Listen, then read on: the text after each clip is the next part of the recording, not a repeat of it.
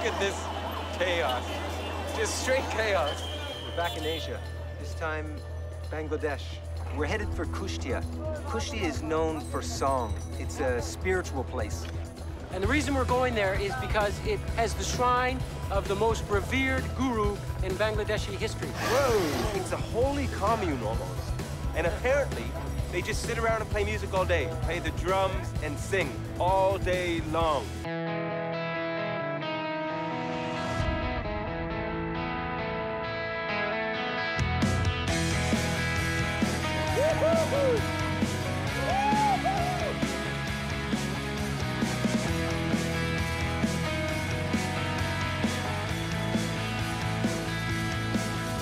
Vamos, vamos! I've never seen anything this beautiful. This is crazy.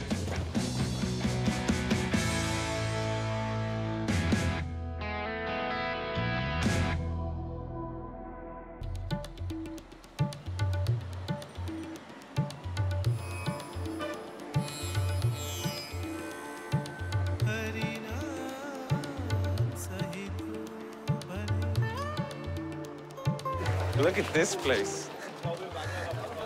We're in Dhaka, the capital of Bangladesh. I think for me, the most difficult part of the trip is going to be the heat. It's crazy. I mean, it's 7:30 in the morning, it's about 40 degrees, 80% humidity. It's just on the front end of monsoon. It could be torrential rain the entire time, power outages, transportation problems, and then you look at poor hygiene, bad bellies, sickness, malaria. The lists are endless. Bangladesh has all of those things, but Bangladesh also has a lot of other things that people don't think about. Beautiful scenery, amazing culture, and a wonderful people. So curious and friendly and resilient, and that's what we're here to do, to see the good things. The boys and I have a beautiful route planned. We're starting here in Dhaka, in the capital, taking a series of boats and trains and buses to Kushtia. And the reason we're going there is because it has the shrine of the most revered guru in Bangladeshi history, Lalone Shaw. And we think it's a beautiful way to end this trip in a nice spiritual heart of Bangladesh.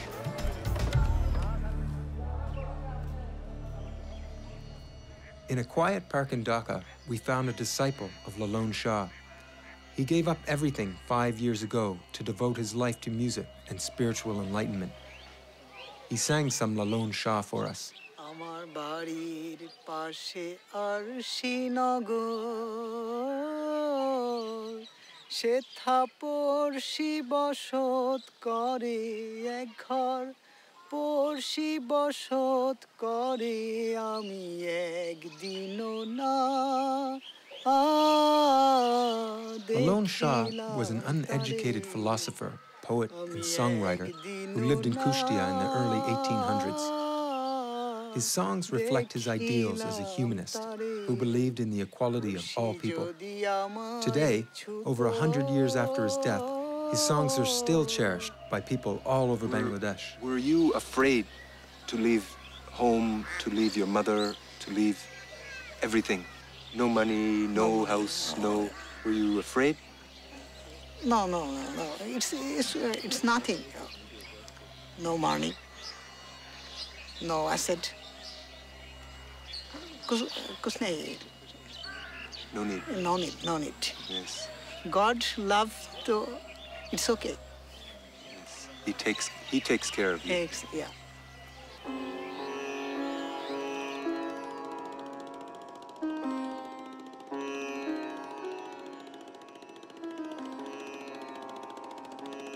We went down to the river this morning in Dhaka. It was absolutely stunning. It really felt like I was in a time machine and went back hundreds of years. When I was looking over that river and all the small boats were going back and forth, the big barges all lined up along the banks, it was incredible. It was so surreal and calm. I thought it'd be loud, noisy. I thought there'd be pollution in the air. I thought horns would be wailing, but it was peaceful. Bangladesh is all about the water. It's all about the rivers and the boats and the ports. There's over 8,000 kilometers of river. in Bangladesh. There's over 250 kinds of different boats in Bangladesh. So they live on the water. A lot of their economy is driven by the rivers and on the water. And a lot of the life is centered on the river. Right. Don't swallow that stuff, bud. Yay! Whoa.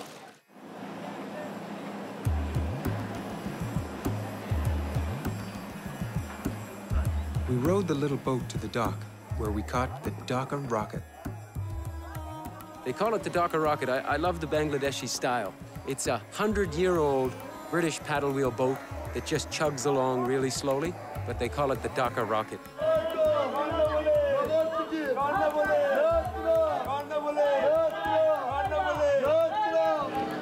Look at that thing go. That's the Mark Twain Mississippi paddle wheeler. In certain places, the paddle wheel boat is a novelty. It's something the tourists go on, take an hour journey down the river, just to see what it's like. Here, Class on the rocket. it's a working, functioning boat.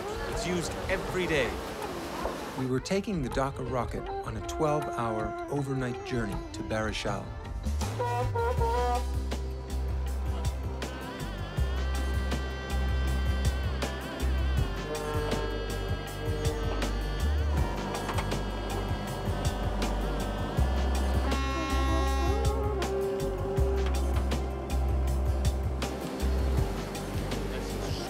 Okay. It's so funny, just walking on the roof of the boat. Look at this. You just do anything you want Yeah, anything. in this country. Very few times in my life have I seen such a beautiful sunset. And I think it's not only the sunset itself, but it's the environment you're in. You're sitting on top of the boat, of the Dhaka rocket, where in the West you would never be allowed. You wouldn't be able to walk all over the roof of the boat. There would be certain areas you'd have to stay within the fences, etc., etc. But here, you walk right out onto the boat, wherever you wanted. It was stunning. The colors were just magnificent. Look at that light. Someone wouldn't believe you if you told them. Explain that. That's stunning. That's incredible. It looks like a painting.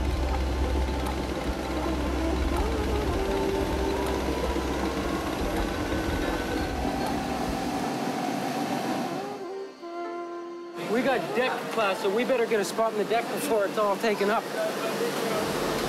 That boat, you know, back in its day, it was a luxury cruiser. And it still had that feel about it, a nice, comfortable feel, although it did also feel like a bit of a cargo ship with all the people spread out all over the deck class. The deck space is full of people, really hot, mosquitoes, relentless staring and crowds. Maybe it's not the best way to go for many people, but I mean, the Dhaka rocket and the deck is the Egar brothers' method of transport. That's the way we like to roll, and you can't find a better way to go than the Dhaka rocket.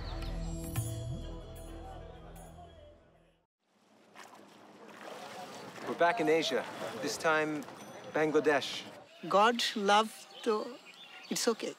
We're headed for Kushtia. It's a spiritual place. That is stunning. That's incredible. It looks like a painting.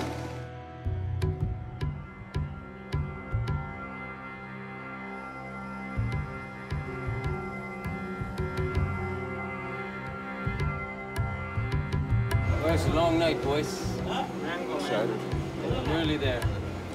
I love it because you go to sleep, everybody's staring at you. You wake up, everybody's staring at you. Friendly though. Didn't have the greatest sleep last night on the rocket, but it was quite an experience. So different from any type of transport you ever travel on as a Westerner anywhere else in the world. I need to sleep. I didn't sleep at all. We're just off the boat here in Barrisal. This is our next stop, and we're in remote Bangladesh now. We're getting towards the jungle now. Tonight we're going to do some otter fishing. Maybe one of the boys will get eaten by a tiger, I'm not sure, but it's still the same, 95% humidity, 35 degrees, and it's only 5:45 in the morning, so the fun continues in Bangladesh.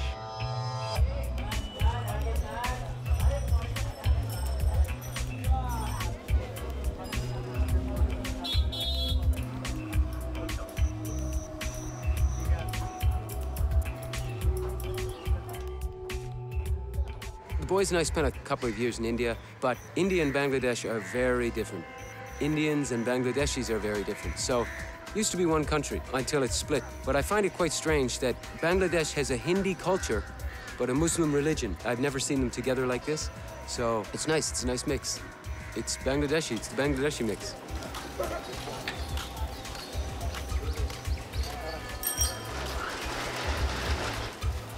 Yeah, not many people can speak English here. Wow. Yeah, the people they just love to see you. They're just so curious. Hello. We went to the markets and bought ourselves lungis. Oh, yeah. That's what we need, boys. Lungi? Salam alaikum.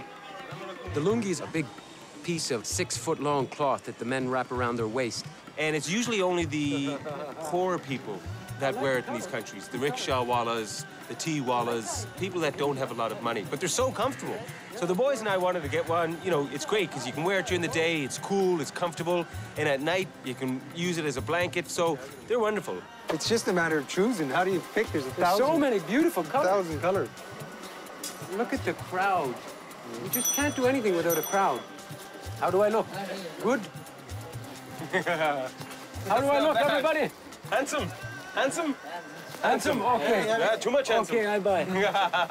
Totally takes people off guard. They just never expect to see a white person wearing a lungi. But yeah, we love them. We'll be wearing them the whole time.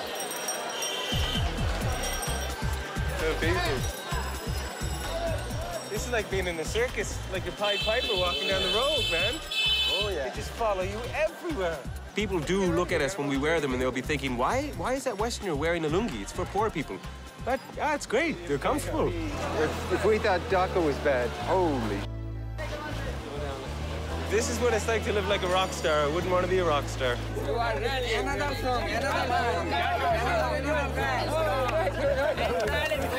We chose this destination because it makes you feel like a superstar. Look at this place. See? I told you. But no, really. Yes, my country, Bangladesh. Bangladesh is a good place. It's very difficult to get in a bad mood here in Bangladesh. There's such a wonderful feeling to Bangladesh and to the people. It's nice. In some other countries, you kind of feel threatened when there's big mobs around you like that, but here, you're just curious. There's great interaction with the people. They're always smiling. They're always welcoming you to their country. They're always giving you hugs.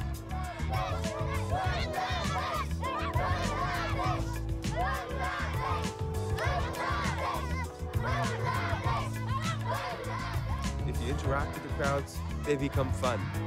Rather than becoming a pain, they're fun. If you interact with the people, you have a good laugh, and it's really enjoyable.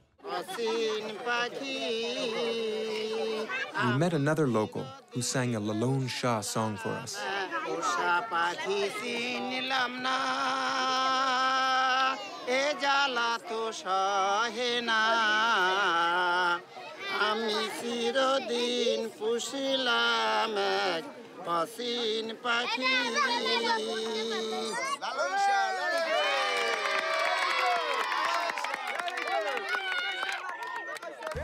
Bye-bye. Nice to meet you. We left Bar Shaw on what they call a launch, just a big metal steamer, and made our way up one of the rivers to Mahendiganj. And Mahendiganj is just a very small village that is known for its fishermen. And we were trying to find an otter fisherman. Now we're getting into the interior, and the boats are going to get smaller, and it's going to get more dangerous. So I'm just hoping that we don't get some bad weather when we're on the river, or we make sure we're just careful about what kind of boats we get on, because Bangladesh has a very bad record for boat accidents. I think one of the leading causes of death in Bangladesh is drowning. So I can swim, but you know, there's alligators out there in the rough water. If a storm picks up, you'll drown. There's no life jackets on the boats, so yeah, I mean, it's taking a risk when you come to Bangladesh and get on boats, but there's pretty much no other way you can get around.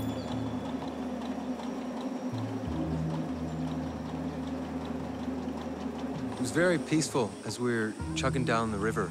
You know, just seeing all the life, quiet, peaceful, the fishermen, people doing their laundry, just different wildlife.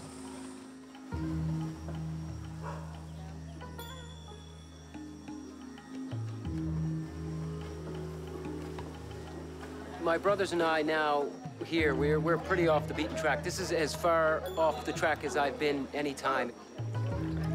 Not many other people would come to places like this and travel the way we do. The places we go aren't always safe. They're most of the time not comfortable. It's one of the reasons that we travel together is because we can't really find anyone else who will travel like this to places like this.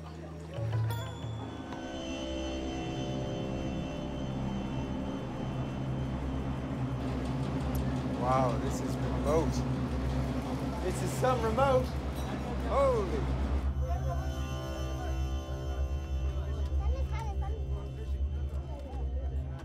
We heard that this area was the last place in the world where fishermen use otters. Apparently, they train them to round up fish into the nets. But when we stopped to ask, the locals didn't seem to have any idea what we were talking about. Poshu. Or try Dariel, Dariel. Dariel? I'm gonna draw them pictures, Steph. Hey, Poshu. I want to see Dariel. Dariel. In here? I'm gonna try to draw them a picture.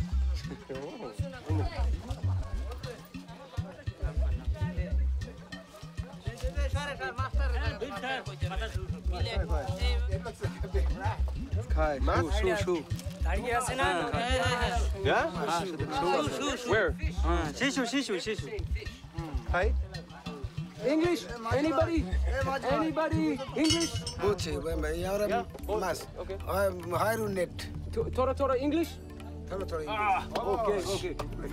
Oud, otter, oud, die, mas, toro. No, nobody here wood casting by the wood. No otter, oud, finished. Finished. No. 1 year, 2 year, 3 year, No, finished? no. 3 years, 5 years, 10 years before. Finished. Here, these all people catch the fish by the net. By the net. Net. Only net Zal now. diye maç ধরে. There is no system. Otter, oud, finished. No, there is no system. There is no any person of has. Our little adventure into otter fishing didn't turn out quite as we expected it to. There is no otter fishing, and maybe there's none left in the world, I'm not sure, but not in this area of Bangladesh anymore. Here in Bangladesh, the music runs really deep. I think when we get to Kushtia, we're going to be blown away by this exact thing.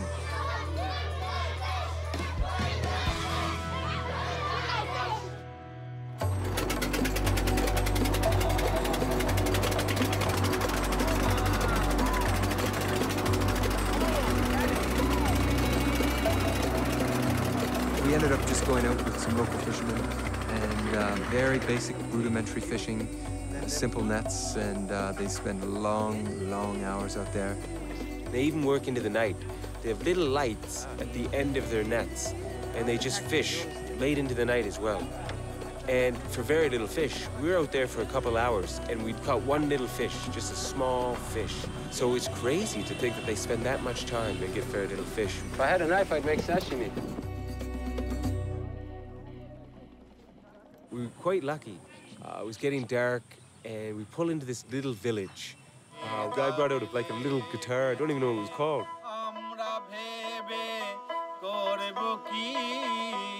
They started singing some Lalone Shaw music, and it's great.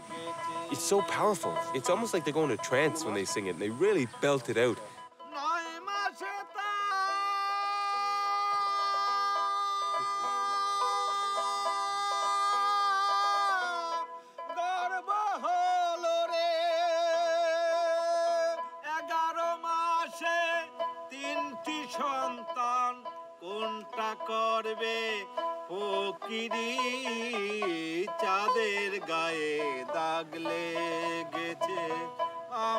Everybody knows Lalone Shaw, and everywhere we go, people sing.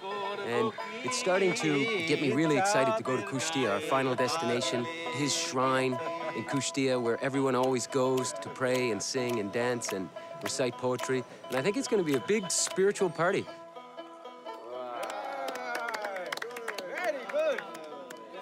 Wow. We want to sing a little bit of his song. Can you teach us maybe just a little bit? We want to sing a little bit. An easy, quick piece. One verse. Oh, Jar. Okay, stop. Oh, Jar. আপন খবর Apun kabor. আপনার হয় না river কাছে নদী মেঘনা নদী মেঘনা যার আপন খবর খবর That's all, thank you. Very good. You're a very good teacher. You're very good. Are these bug nets supposed to keep out snakes as well? We slept on the boat around Mehendigan, basically just on the wooden beams in the hull of the boat. Again, not your everyday thing to do. It's very humid, not very comfortable, but good basic Bangladeshi living. I mean, 30% of the population lives on $1 a day and live like that. So it's good to kind of see how, you know, a majority of the population lives. But I'm gonna feel strange not sleeping with 100 people staring at us. Oh, don't worry, they'll probably come. Good night, boys. Good night, lad.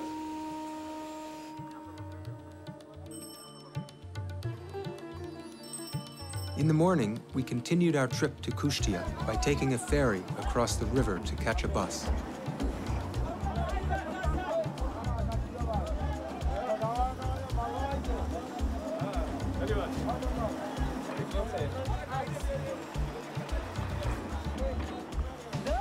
Absolute chaos. Taking a ferry across the river and people are yelling, they're packing buses on. It's Bangladeshi style, it's great. On the ferry were two young wandering musicians that perform Lalone Shaw songs to earn a living. These guys are incredible. Yeah, they're awesome.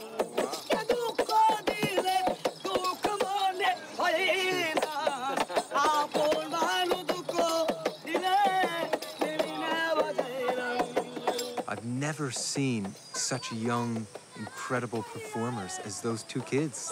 They were so live and vibrant and energized. They're just almost possessed by the music. That's what this country is all about, you know? Music and spiritualism runs deep. Maybe that's why this country is so gentle and peaceful and safe.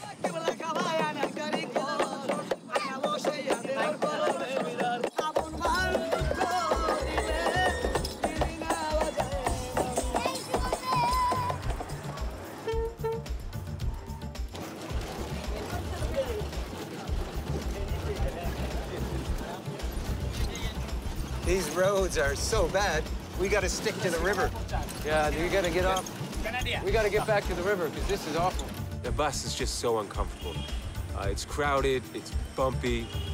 They drive like crazy. They're madmen when they're behind the wheel of a bus. So I'm glad that the most of this trip we're gonna be spending in a boat because on the highways, man, they're super dangerous.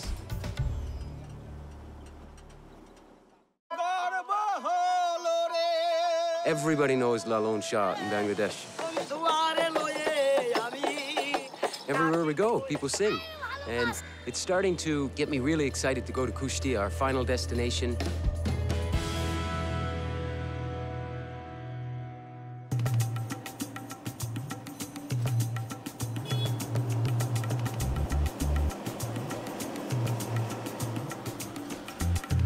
We just took our first road transport here in Bangladesh, and it's not the way to go.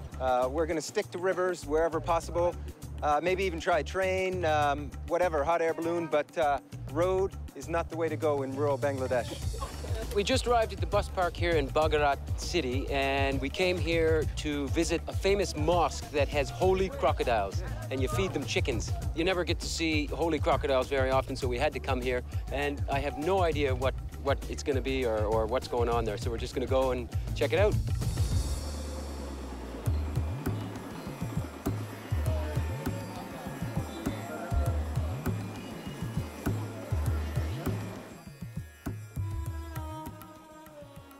Holy crocodiles, what's the deal with that?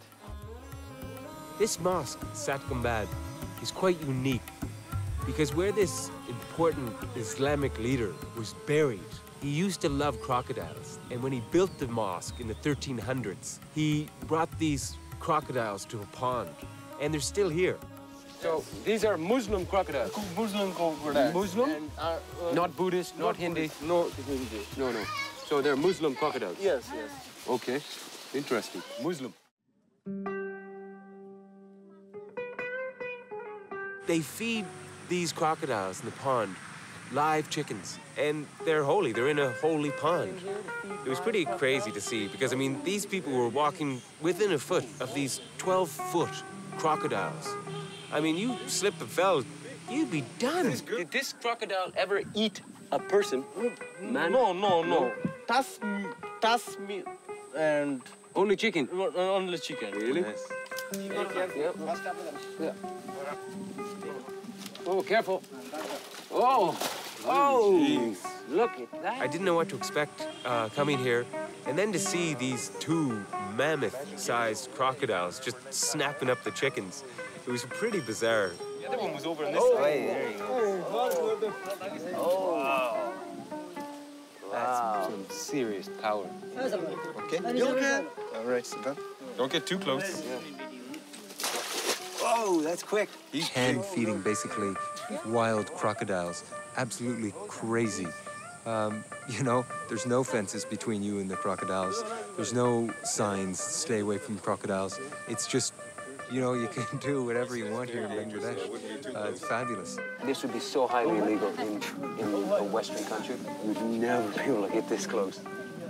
Okay, he's still going at it. That's incredible.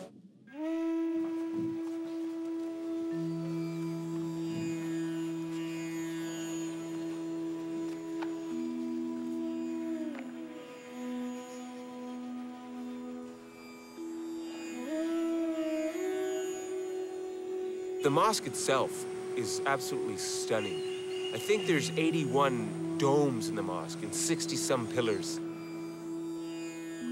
We were allowed to go as Christians into the mosque and walk around, and they were very welcoming. They were very happy to tell us about the mosque and tell us when it was built and who built it. That says a lot about the Bangladeshi people. Oh, this is the door. Main store.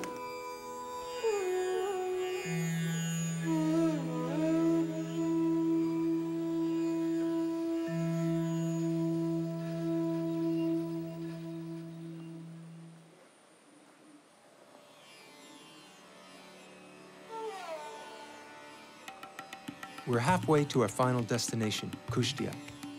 Today, we want to get from Bagarat to Kaliganj. But first, we had to get something to eat. They're all fresh, still breathing. There's some breakfast. Looks like some breakfast joints over here. A cup of chai, maybe? I'm hungry.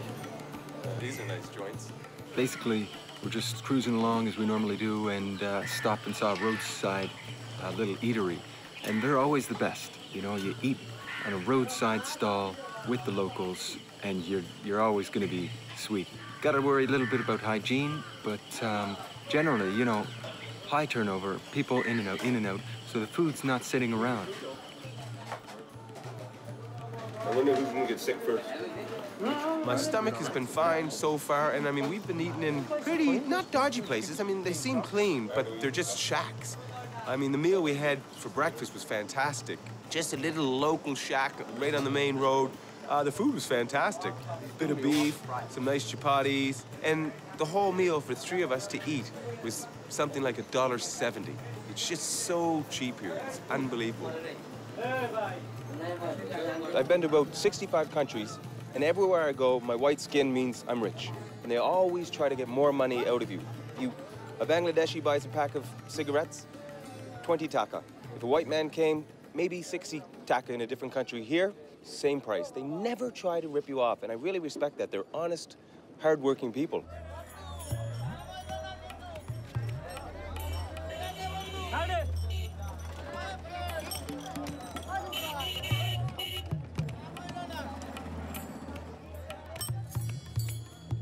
And today we're getting far off, really remote, into the Bangladeshi interior, and we're going to try to go right up to the Indian border. I'm looking forward to that, seeing what that'll be like. We're going to take a train today. I'm quite interested. We've taken bus, we've taken boat, many kinds of boat, and I'm really curious to see what a Bangladeshi train is like. Switching from boat to train. I wonder how packed it's going to be.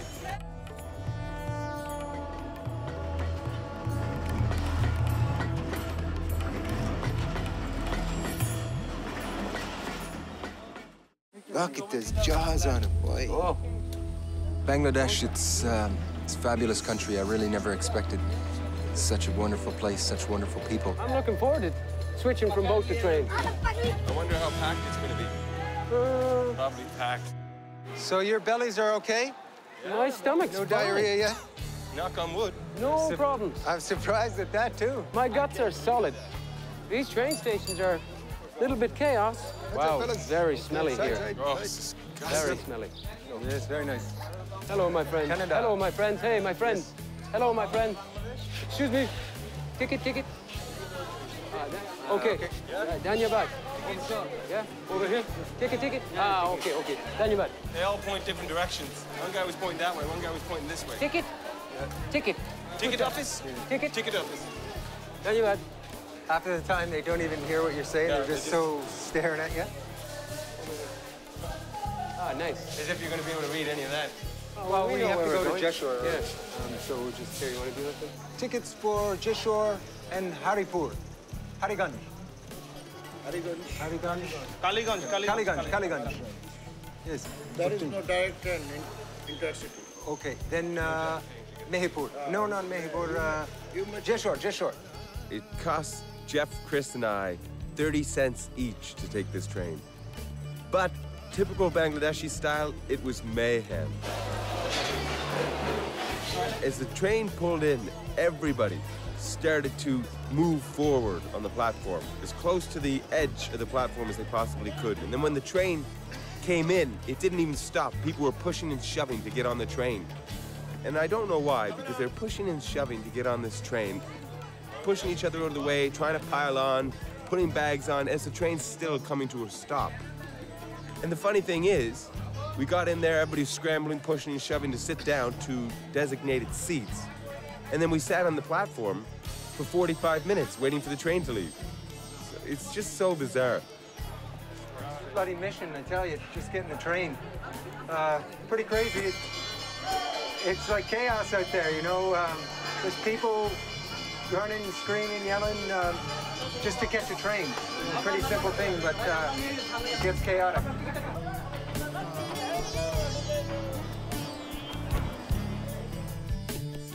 The train took us to Kaliganj, one step closer to our final destination of Kushtia. That big boy. How are you doing?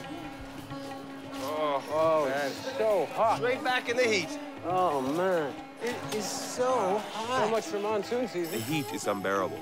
It's about 40 degrees. There's dirt under your skin, dirt and dust all the time, and you're just constantly sweating. I really think by the time I'm finished here in this trip, I'm gonna be just one big pimple. 40+ degrees Celsius every day, 90% humidity. I'm covered in a full body heat rash. It's not easy.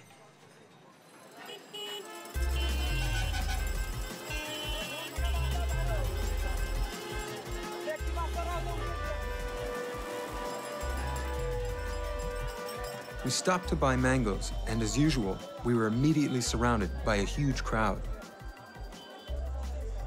The people are fabulous, but they're relentless, and they just wear you down, just by sheer volume, by the numbers. And it's just so odd, you know, personal space means nothing here.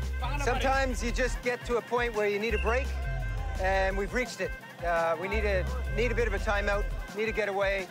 So we're just gonna try and get to the countryside, somewhere quiet, somewhere peaceful. We need a break, right?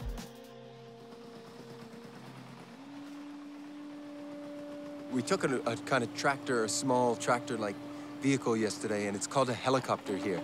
It's actually a water pump, so they've taken the pump and they've modified it into a little rickshaw-type vehicle.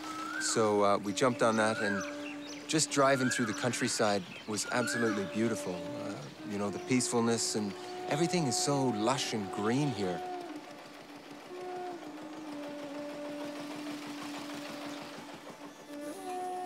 We got to this area that is said to have the largest tree in Asia, in the subcontinent here.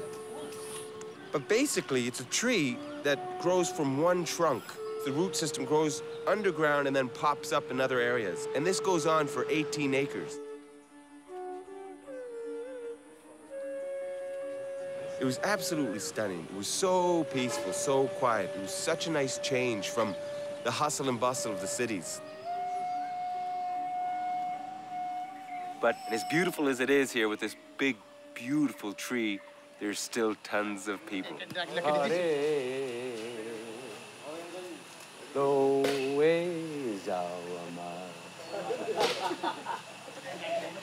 Lalone Shaw.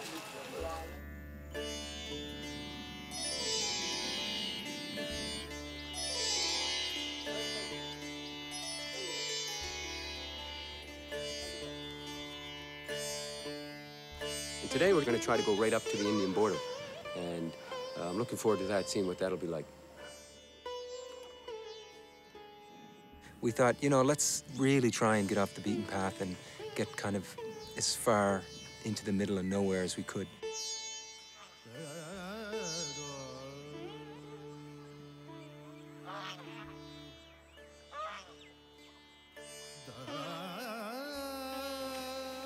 India?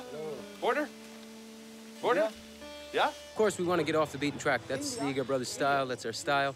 And coming to Bangladesh is off the beaten track, but then going way out into the countryside to this sort of no man's land at the Indian border is even further off the beaten track. And it wasn't a border crossing. This was just a border fence. So you can't go across the border. We wanted to go out to the border.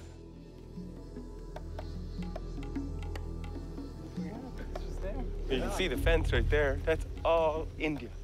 So the boys and I just started walking down this path towards India. We didn't want to go into India, but this guy, I have no idea who he was like, no, you can't go any further. You must turn back. You can't go there. You can't go? You can't go there. You can't go there because if you go there, they will shoot you. A little bit more. Can we walk a little bit more?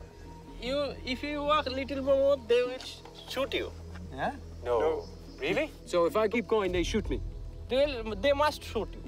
Yeah. Yeah. Really? Well, I don't know about this one. Too restricted area. Too restricted. It's very dangerous. I mean, you're in no man's land between Bangladesh and India, and it's a highly political area. So it wouldn't surprise me at all if something wrong could happen there quite easily.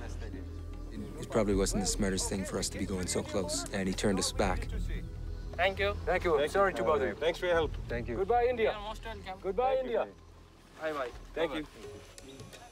Just as we were leaving the border, the local ice cream man drove up, so we had a taste of the local Bangladeshi ice cream. No, that's good. Eki. Yeah, I like this one. This is a good one?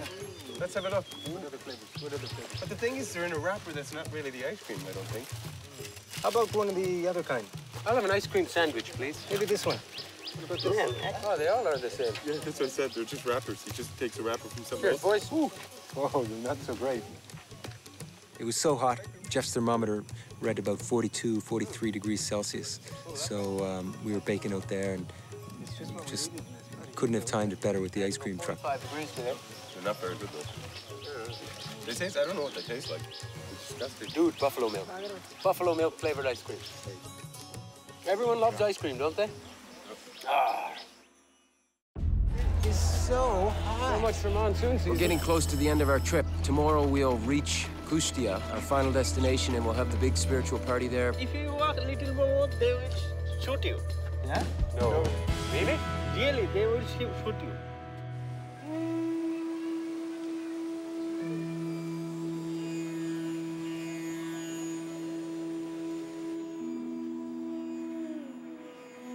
It's 5:45 now in the morning, and the sun's just coming up, and I just woke up, and it's about 35 degrees, 95% humidity. It's like sleeping in a sauna, really. You have a ceiling fan in your room, but all it does is blow around hot air, so sleeping in Bangladesh has been a bit of a painful experience.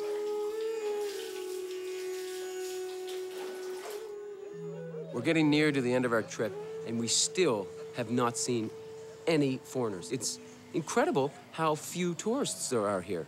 Not few tourists, there aren't any tourists. Hello, boys. Namaste, Baba. Namaste.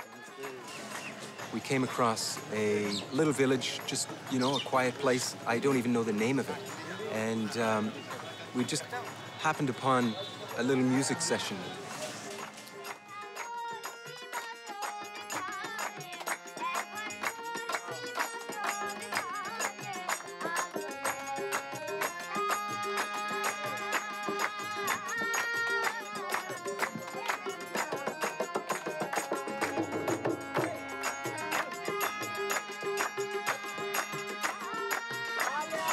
The people, they just get into it so much, you know, they love it, they're clapping, and everyone's just joined together by the music.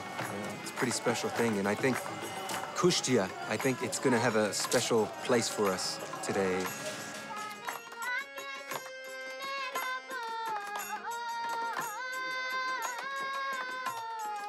That looks so nice. Well, this is it. This is it. Fellas, our last boat ride and we get to Kushtia.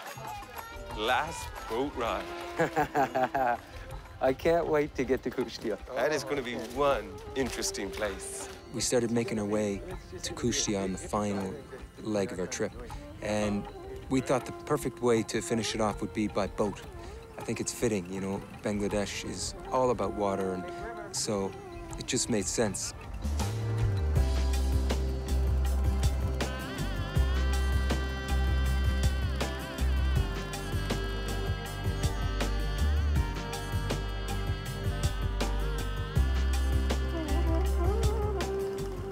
It was a very fitting way to come to our last final destination in such a spiritual place. It was beautiful. The boat pulled in to this nice sort of sand bank on the edge of the river, and it was just a peaceful place. It was a peaceful spot and a peaceful welcome when we arrived. The sun was setting, it was quiet. It was just a beautiful way to arrive to Kushtia.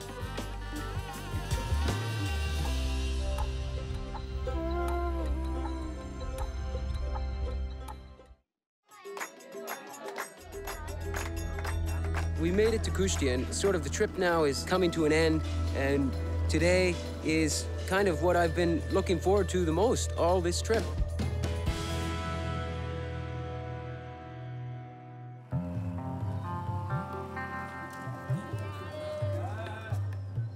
As soon as we got to Kushtia, we headed straight to the shrine of Lalone Shaw. As we've been progressing on our trip and talking about Lalone Shaw and learning about Lalone Shaw, I respect the man very much. He's quite an amazing man, and his songs are incredible. And everybody here in Bangladesh knows about Lalone Shaw, and everybody loves Lalone Shaw. He was a humanist. If somebody asked him his religion, he'd say, "I'm human." And that was the main thing, you know? It didn't matter if he was Christian or Muslim or Hindi or Jain, Buddhist. We're all the same. We're still humans, and it doesn't matter who our higher being is or who we believe in.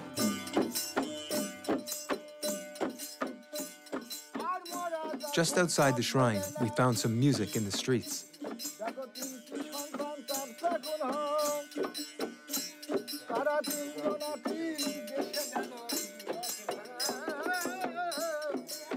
You don't know what to expect when you're traveling. You never know. Every day you wake up and it's a blank sheet. And I did think that music was going to be important during this trip, but it really, it's the heart and soul of Bangladesh. Of all my travels to date, Bangladesh has been my biggest and best surprise. Once you get around the masses and the mobs of people and the heat and a little bit of discomfort in accommodation and transportation, it's a beautiful place.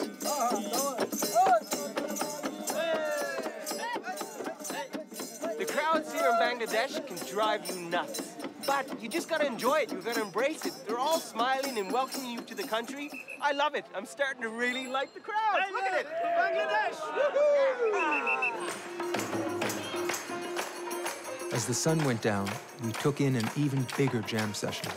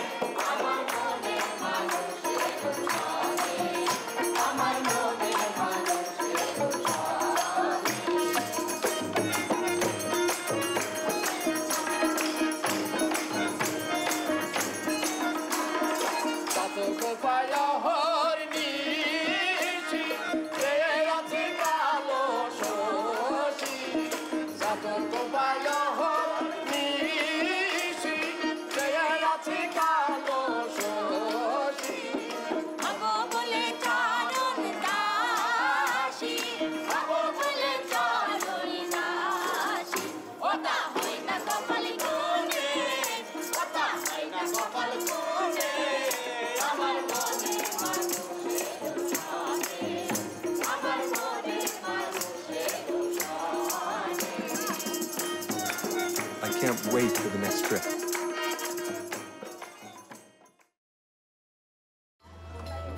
We're on the roof of the world, Kathmandu, Nepal. The destination for this trip is a magnificent place. It's the Forbidden Kingdom of Mustang. This isn't going to be just some hike into the woods. This is hiking the Himalayas to a place that very few people go. And we're not just going to this remote, special, hidden away kingdom. We're actually going to meet the king.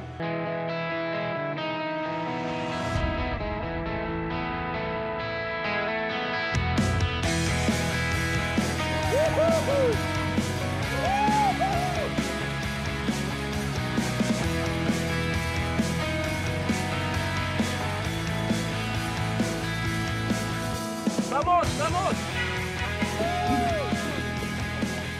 I've never seen anything this beautiful.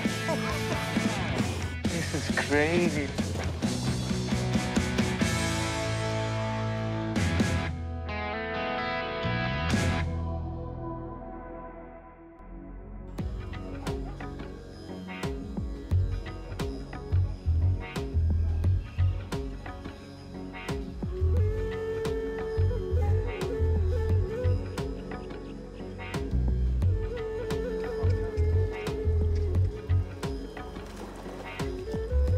They say in Nepal there's 3 types of religion: Hinduism, Buddhism, and tourism. But that doesn't bother Squids and Krusty and I, because we're going to somewhere that no tourists go to, that no foreigners go to, and that haven't gone to for centuries. A bit different from our other trips. It's an actual expedition. We're not just going solo this time. We're headed to such a remote kingdom in the Himalayas that we're needing some help. We need some porters, we need some ponies, horses. We're taking most of our gear in, all our food, we're packing it all in. This is the real deal. This is a serious expedition that the boys and I have put together. And this is what we love, this is what we thrive on. The harder, the better. The further away, the better. It is going to be an incredible journey. 10 years ago, you couldn't get into this Forbidden Kingdom. And now it's been open, but only to a few people, and it's very difficult to get to. And I just can't wait to see what that's all about. And they say it's one of the last remaining authentic Tibetan cultures left in the world. And I think to see that firsthand is going to be an absolute honor. And we get to meet the king. We're in the heart of Nepal right now, Kathmandu. We're gonna get out of here and go to Pokhara, a small, quiet town on a lake. From there, we're gonna take a small charter flight up into the Himalaya mountains to Jomsom. From there, we're starting to hike to the capital city of the Forbidden Kingdom of Mustang, Lo-Montan, and that's where we meet the king.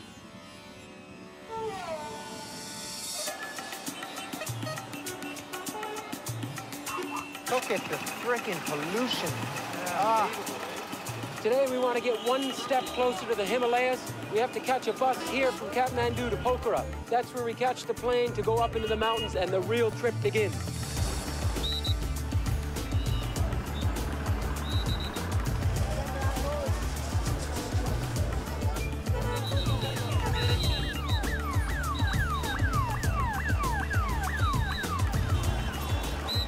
Kathmandu is just like any other capital city. It's loud and crazy and chaotic and polluted. And I can't wait to get out of the city. I always love the countryside. I love the peacefulness and the people, and everything's different when you get out of the city. Pokhara? Ah, that's our number. Yeah, this is it. Yeah, that's the one. Pokhara. But we want to get on the roof. Up top? Later?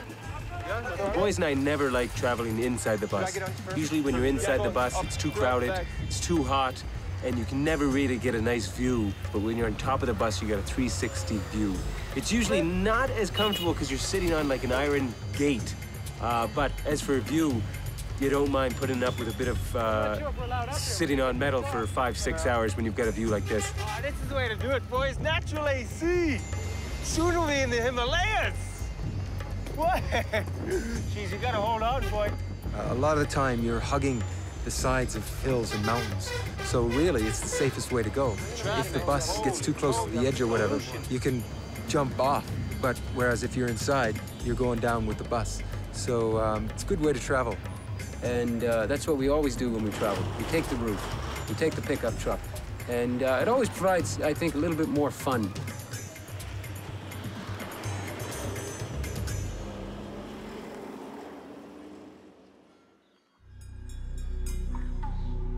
This is the beginning of the peacefulness.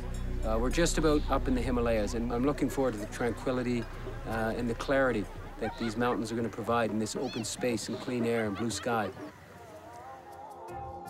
There it is, boys, Yeti Airlines. I cannot wait to get up there and fly over those mountains. We all crammed into a tiny 16-seater plane. Pretty cool. It was only a 20-minute flight from Pokhara to Johnson. It was a nice flight, you know. We were flying the entire time up, almost touching our wings with some of these 6,000 and 7,000 meter peaks. Literally almost scraping the bottom of the plane with the mountains. It was really cool.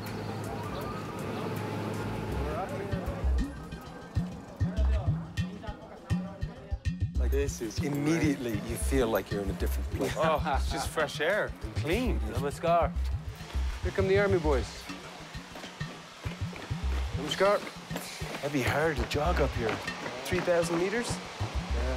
I think we just go down in here and meet the guides and porters and the ponies, and then we pack, and then we'll start. That is so not Eager Brothers style. Ponies, guides, porters. That's the only way to do it, though. You can't do it any other way. Namaste. Namaste. Sri? Yeah, this is Sri. Hey, Eager Groups. Eager Bros. Eager Bros. Steve, nice to meet you. Welcome to Johnson and all the way to Lomantang. This looks like a serious trek. It is expedition, we can say. I think so, I think so. We're going above 4,000 meters, so. Sri, us Eagar brothers never travel with such a big crew. I kind of don't feel comfortable. Are you sure we need all these men? Of course, this is an expedition. So we need to carry everything, kitchen, tent, everything else. That's why we need this all. I kind of feel bad having these guys carry all our stuff. I mean, I'll carry my own backpack, but they've got to carry the food, they're carrying their kerosene, they're carrying everything. And I mean, this stuff isn't small. They're carrying 4 to 5 bags. I'm only carrying 1. Wow, those boys get low, eh? The boys and I, we hate taking a group. We hate taking a crew. We like going off on our own. We can blend in, we can be very subtle. But we've got a crew. We've got an army of guys. We've got a whole herd of ponies. It's not our style. We don't usually roll like this. So, I don't know. We'll wait and see. I don't want this many guys, but the head guy says we need them. Soon we'll be in the Himalayas. We're going to somewhere that no tourists go to. It's the Forbidden Kingdom of Mustang. Are you sure we need all these men? Of course, this is an expedition. This is singing everywhere. Culture sing.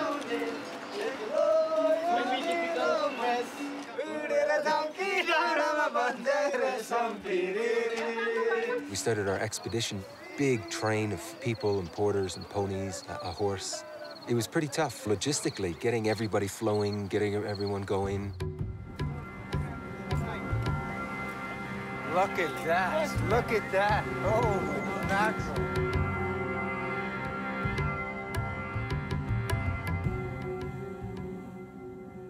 We were taken off guard by the wind. So windy.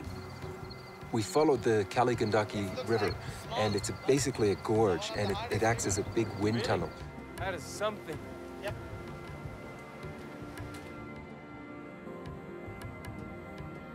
Wow, that wind, man. Incredible. I'm glad it's behind us, though. Oh, I'm getting woozy. I never knew that this wind was going to be this strong up here. It's just relentless. It blows dust and dirt and pebbles in your teeth, in your mouth, in your eyes. Yeah, it's really tough.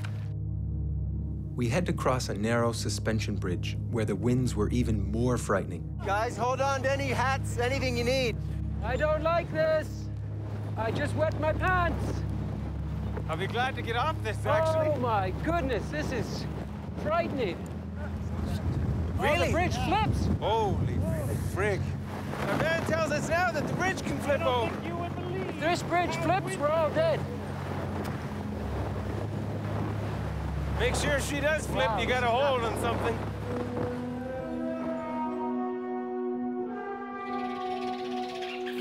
One of my biggest surprises was that we don't hike together in a big caravan.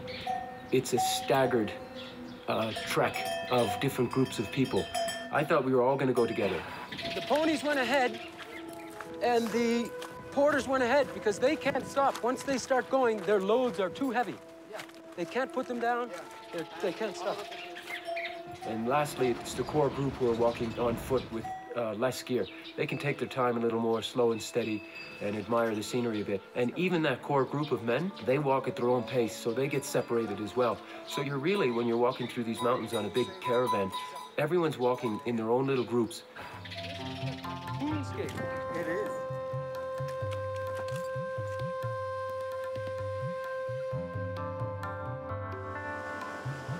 "10 years ago to this month, the boys and I were here, our first time in Nepal, and we found this to be one of the most peaceful places we had ever been to.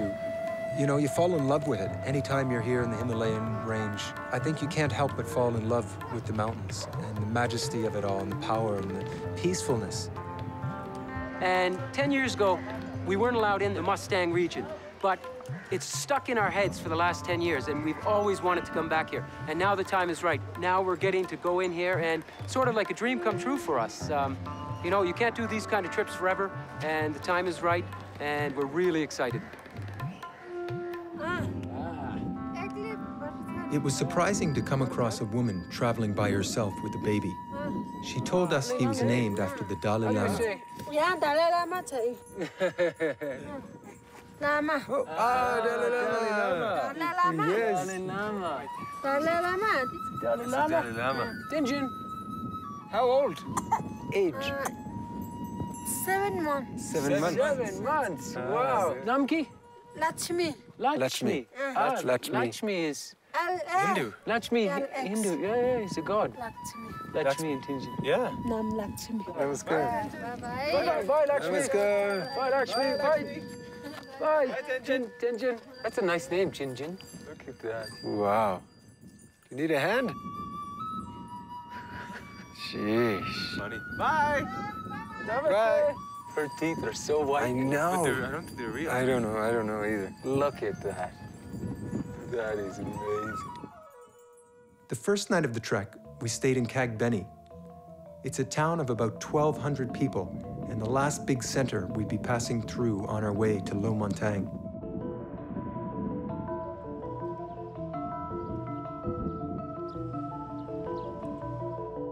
Not a bad hike for day one. Oh, I'm exhausted. Oh, look, I think that's the camp down there. A bit bright. You can't miss camp, that's for damn sure. I think there was a big miscommunication here. We showed up here and there was a tent. One tent for each of us, Chris, Steve, and I, and all the porters, all the people we want to spend time with, were down the road in the village. Tenting's great. I mean, some people like this. Some people like to have their own little space, and I totally appreciate that. But for the Igar brothers, this is not our style. This is not the way we like to roll. We like to do things with the people, live like the locals live. We don't want to come to a country and stay in tents and segregate ourselves from everybody. I mean, this, to me, is just the last thing I want to do. Let's go speak to Shri and see what we can do.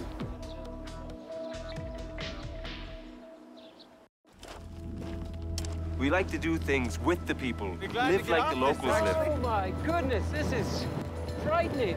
We don't want to stay in tents and segregate ourselves from everybody. Let's go speak to Shri and see what we can do.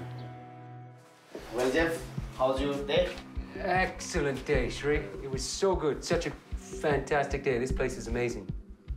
But a little bit difficult for us to tell you about this, but the camping outside is not quite what we anticipated or expected, or it's kind of not really our style at all. I want to eat local food, whatever it is. If it's bad, I want to eat what they eat.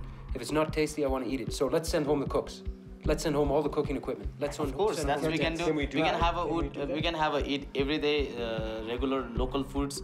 But is there though? This place we're going is very remote. Yeah. And is there enough little villages that we can get food during the day? Please, we can get that food, but the food won't be that much tasty, and it is totally local.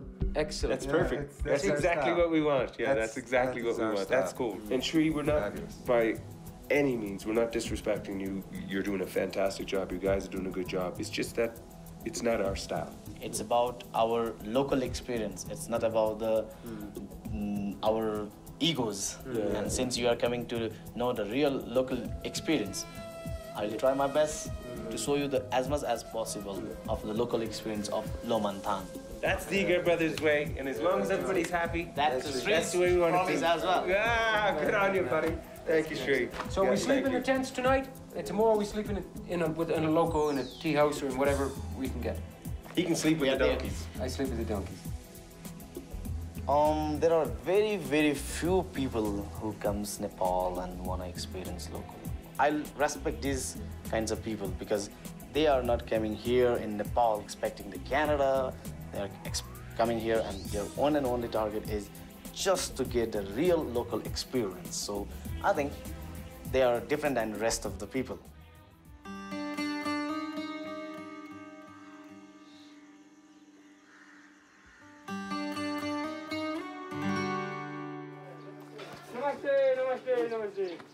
In the morning, a group of sadhus pass through town. They're wandering mystics who've given up everything to concentrate on their spiritual practice. Where are you going? Muktinath? Muktinath, the mother kund. Nepal. Nepal. Oh. Ah, Nepal, what's this? Ah, you're an official sadhu. Oh. ID card. ID card. Wow, beautiful. Handsome. Nice beard. Okay, good luck. Namaskar. Om Shiva. Om Shiva. Om Shiva. Om Shiva. Om Namah Shiva. Hari Om. Namaste, guys. Yes. Namaste. We kept only the gear and people we needed for Thank safety you for your help yesterday. and sent all the donkeys and extra porters home. We say hi to the king for you. No problem? Good work. No problem. I mean, at first their pride was hurt because they're getting fully paid. I think they don't want to just take money for not working. But, you know, they're happy. They're going to be able to feed their families. Now it's just going to be the Eager Bros style. Get to meet the people, spend a lot more time learning about the culture. As we were leaving town, there was a festival going on because an important Buddhist leader, Gyana Vajra Rinpoche, was visiting. This is the way of it is to welcome the Guru. This is their main day so that they can have a peace on their mind. That's their way of thinking. Oh, okay. Namaste. And it was a real nice look into the Tibetan Buddhist religion, how they welcome a high-ranking official and the celebrations they have. All the villagers come out dressed in their best. It was very interesting to see.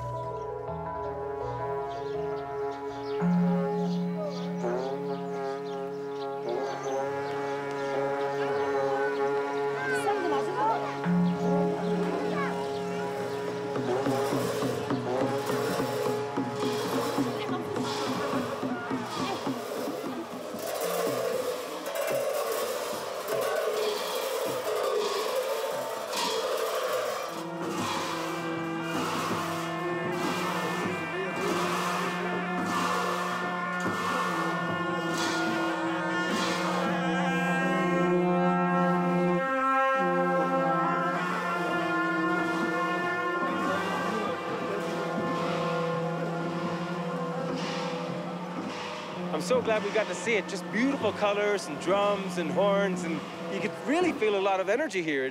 Now we got to get out there and hike. We've just spent about 2 hours waiting around for the llama to come in. Now we got 7 hours of hiking ahead of us. It means straight back into the heavy winds today. We got to get out earlier from now on, but you can't miss something like this. This is fantastic. Let's go. You have to walk fast and hard. Ah, this is it. Restricted area. So Mustang starts? Yeah, now onwards we are Upper Mustang. Upper Mustang. We have 10 years ago, we were right here, and we couldn't go up there because it was restricted. We didn't have the time or the money, and we didn't have the gear. We didn't have you, we didn't have the porters. And we couldn't do it. That's right. Look at how beautiful that is down there. Now we get to go visit the king, Upper Mustang. Yeah. The remote, forbidden area of Mustang was just sitting, stretching out in front of me, open mountains. And that was a special moment for me. You know, my heart beat a little faster when I was standing there, and then we crossed over and started walking up into the Kaligandaki River.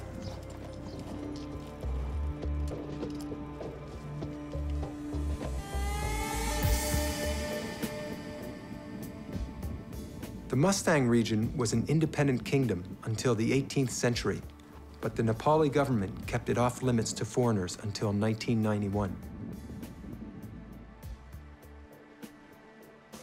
Kaligandaki Gorge that we've been walking alongside all the way up from Jompsum to here is the deepest gorge in the world. It's huge. It was a difficult day of hiking, about 9 hours. And at one point, we came to a stretch of a road. It was a path. And I don't know how the hell they had a tractor up there, but the road had washed away.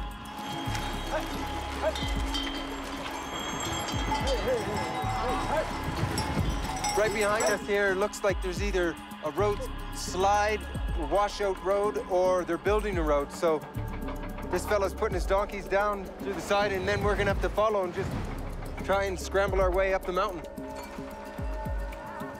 Oh, look, that's dangerous. That is tough. The thing is, as we were walking by where they're fixing the road, there was big boulders bounding down over the cliff. I mean, if you get hit by one of those, you're dead. And they were just kind of looking at you and just working away, and the boulders were flying past. So it's a dangerous place to have an injury back here. One slip here and This is boom. dangerous. Be careful. You fall down there, no ambulance makes it back here. Oh my Lord.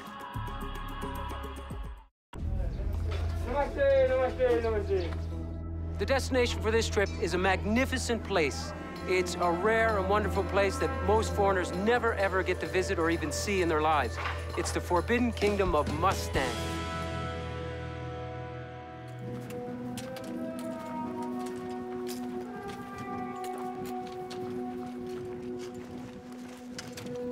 It's amazing, though, they carved these paths right over this mountainside. It is windy. Whew. Wow, it'd be nice to get to that village tonight. Along the Kaligandaki Gorge, there was a couple bridges that we had to pass, and very swift river. You know, this Kaligandaki is a massive river. We crossed the bridges, and then it was a massive, steep climb. I mean, what a way to end the day, you know? There's no just strolling into town. It was an uphill struggle to get to this little village.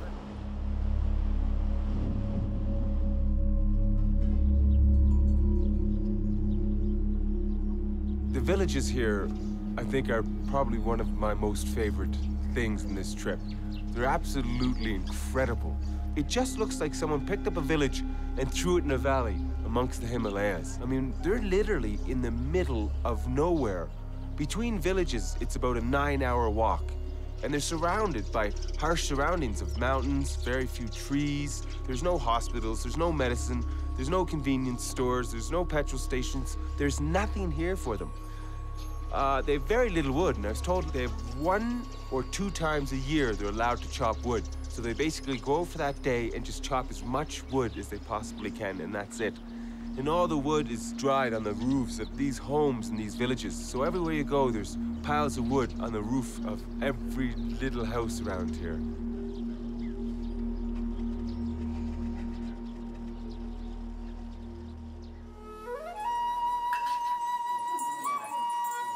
Since we sent back our tents and cooks, we finally got to sleep and eat in local inns, usually just the front of somebody's house. It's so nice to be with these people and surrounded by them and enjoying their company. I know now that we've definitely made the right decision of sending the tents back and the porters, and because this trip is about being with the people, and we don't want the segregation that we had the first night, you know. There's people everywhere. There's people sleeping on chairs. There's people sleeping on the benches that we were eating on. It's kind of like an army hall, just bodies everywhere. We eat together, sleeping together, and everyone's getting along, you know. We're all pushing each other towards our goal.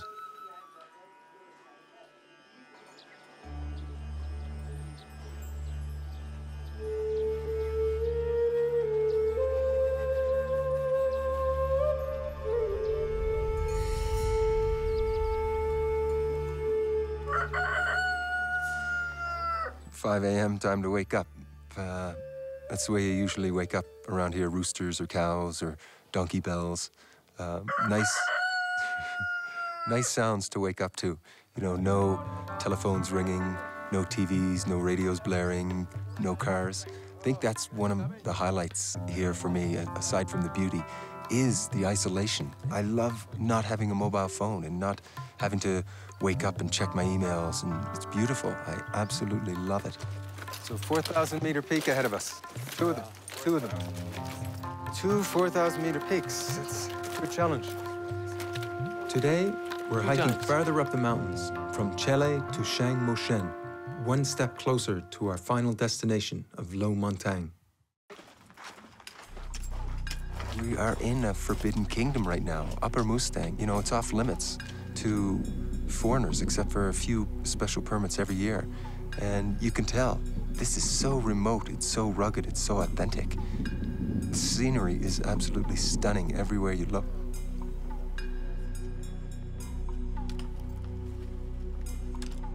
I haven't showered now for 3 days. They say the Tibetans who live really far off in remote areas shower only 3 times in their life. Once when they're born, the night before they get married, and after they're dead. Their bodies are washed. And it's been 3 days for me so far, and I haven't showered, and it'll probably be another day or two before I shower, so, I mean, it's just part of the terrain.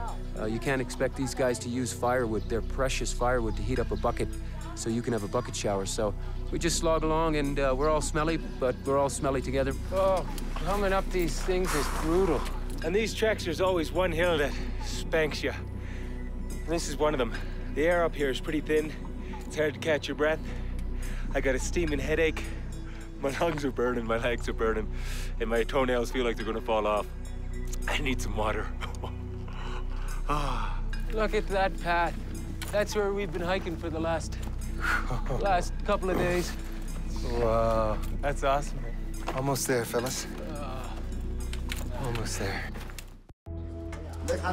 It's so nice to be with these people and surrounded by them and enjoying their company. We definitely made the right decision of sending the tents back.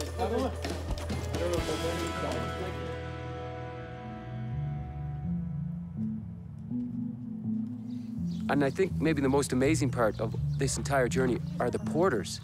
These men carry monstrous amounts of weight on their head. Like they carry 50, 60, 70 kilos. They're not in good shoes. Some of them have sandals on. I've even seen a few in bare feet. And how they do it is beyond me. I can't even lift up the loads off the ground and stand up with these things, and they're carrying them all day long. The porters are inhuman. They're supermen.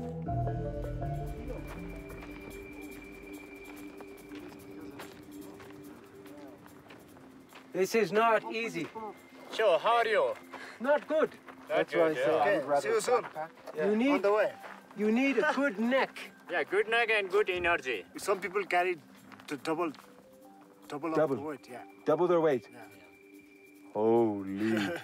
We was the children, and we are starting to balance small things, light things, and it slowly became to balance. Yeah, okay. So practice. Practice, yeah. Practice, man, perfect. So, youngest one is the last small one. What's your age? Age? 22.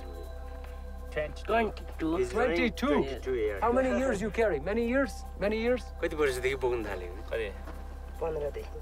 Yeah, when he was 15 years old, 15. and he's starting. 15? Wow. Yeah. Was your father a porter? Yes, he did. Yeah, his father also. So in his genes. Yeah. Our expedition to Lo Montagne to visit the king, we can't go if you guys don't come with us. We can't go. First we meet the king, then after Then we go home then. you guys. If you go home, we can't get out. We live in Lo Montagne.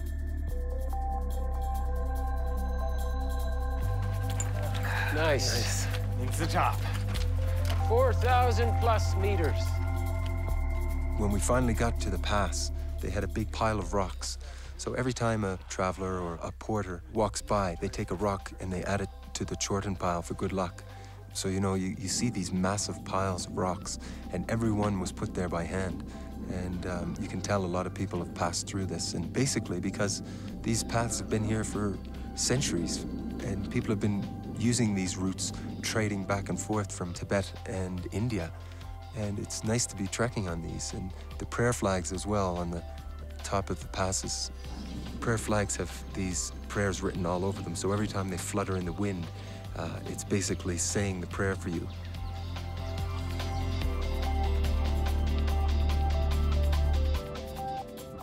Those are definitely man-made. Look at those things. Yeah, they definitely look man-made. But what in the heck would they use them things for? Meditation. They'd probably go in and meditate in there. Well, We saw a whole bunch of caves along the side of the mountain, and we were pretty sure they were human-made. But the guys wanted to go up to the top, and I was like, nah, somebody had to be there to tape up their skulls if they fell down and cracked them open. 1,000 years ago, this place was full of lamas and monks, and I think they would have went and lived in these caves and meditated, and they say they could see into the future, and they could levitate, and they could turn themselves invisible. And when you get out in this area, in the middle of nowhere, and you see these caves, you think that it might have been possible that these men were so clear and so cut off from everything that they might have been able to do that. But Krusty and I scrambled up the side of this big pile of loose gravel up a hill and climbed into these empty caves and just sat there for a little while and looked out over everything, and it was an interesting thing. Yeah, that's all a fresco. Buddhist scripture, maybe. Hi, squids! You're missing out! There's beer up here, and women!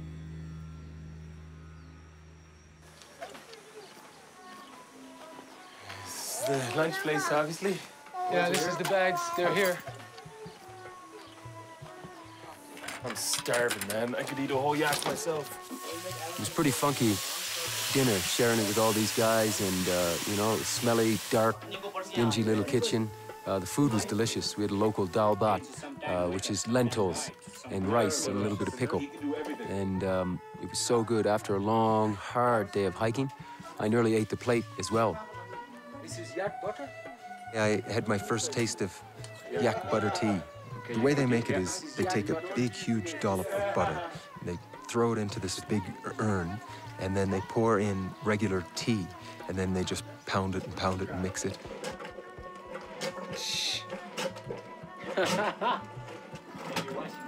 Sounds like a washing machine. I enjoyed it.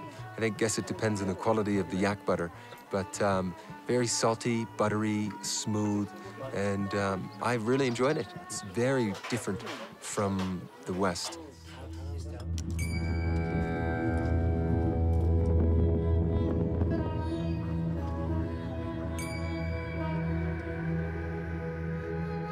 Oh, look at that place. That is a small village. But it's a sweet-looking village. How do you even call that a village? It's two places. This little village that we're in now, I don't know the name of the village. It's just about 4 little houses in the middle of nowhere. It's insane. I don't know how anyone lives and survives out here.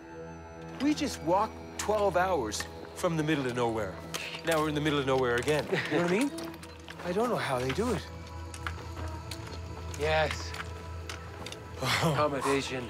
So nice to see the village.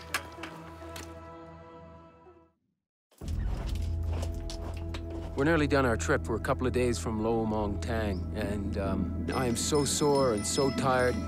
It's a tough trek. We're really putting ourselves to the test here, but we're loving it.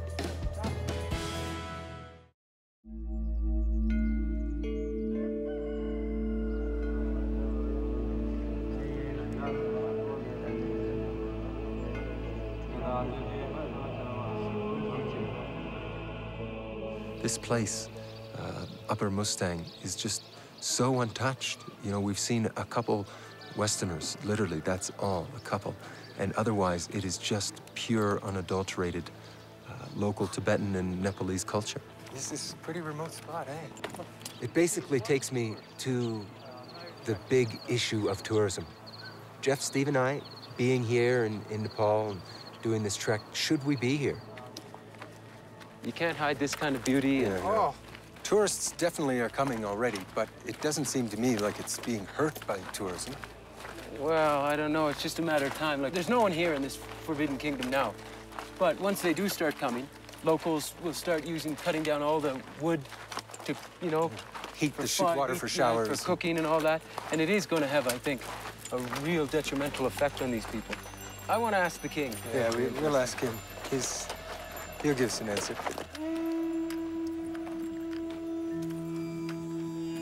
Look at this place. You can't even call it a village.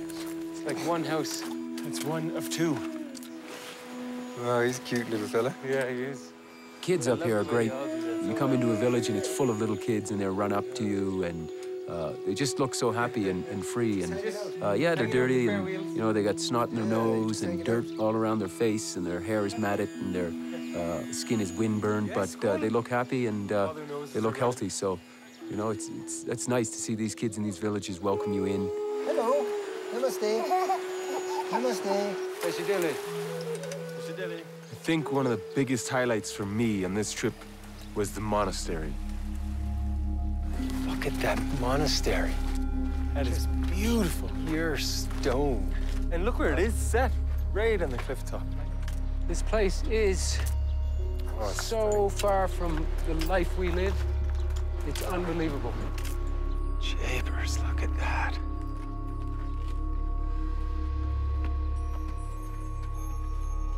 The place is beautiful. Whoa, look at this, guys. And when we got to the monastery, just upon going in the front entrance, there was 2 huge prayer wheels. And inside the cylinder are prayers or mantras. You're supposed to spin these prayer wheels, and it releases the prayers into the heavens. And everyone also says Om Mani Padme Hum. This chant, he's saying is Om Mani Padme Hum, and that's what they do. They walk around town. When they're walking, they have their prayer beads and they're chanting Om. And this is what they do, and Buddhism is such a part of life here.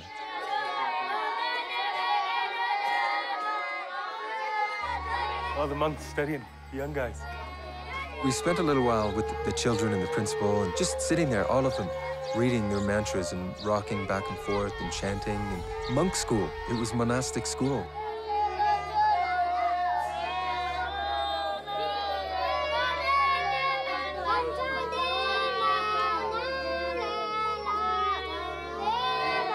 What I didn't realize is a lot of the monks, not all of the monks, go into the monastery because they're from a large family and the family can't support their children.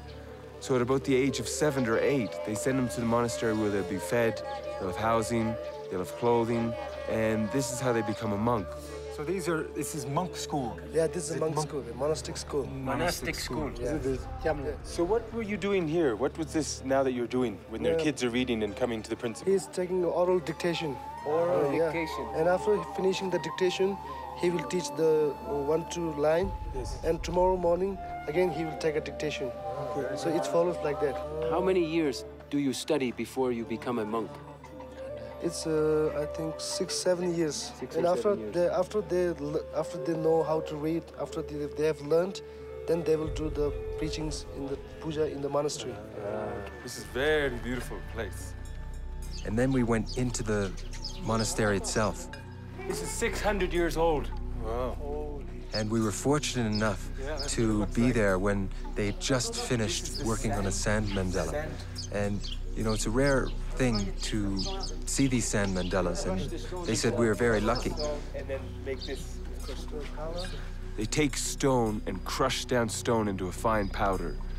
Then they dye the powder in different colors and then strain it through a strainer so that it's as fine as sand. In the scripture, they have written to build the mandala, and after they finish the puja, they have to destroy. This is all written in the scripture. They spend all this time, 3 days, creating this beautiful sand mandala, and then they pray behind this. They puja for 7 days. After the 7 days, they sweep up all the sand and throw it in the river. So we're very lucky to come when they finish. It's very special to see this. Because you didn't say Canada! But they're just like any other ordinary kid. We gave them a Canadian kind of like beach ball. It was in the shape of a bat. And we were playing with the kids, and they loved it. They absolutely loved it. So although they're studying to become a monk, they're still regular kids. They still have their playtime. They still like to have a lot of fun. But that was my highlight of the trip, was seeing that monastery. It was absolutely fantastic.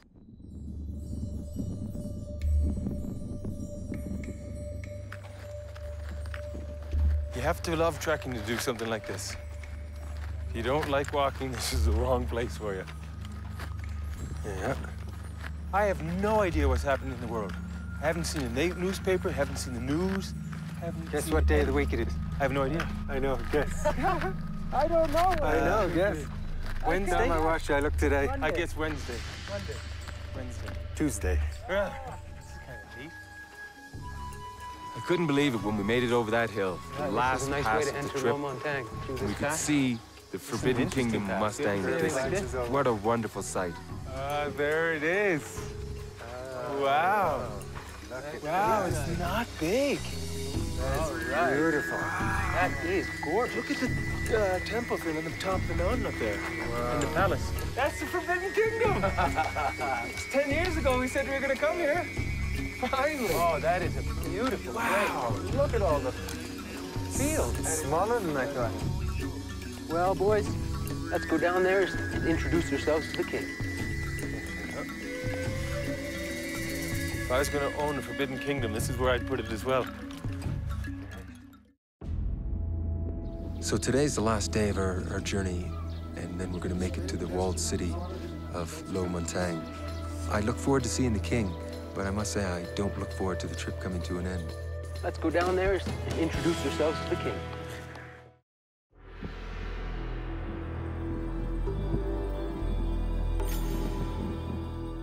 My brothers and I have just made it to the capital of the Forbidden Kingdom of Mustang, and this place is absolutely magical. Of all the places we have ever been, nothing quite compares to this place.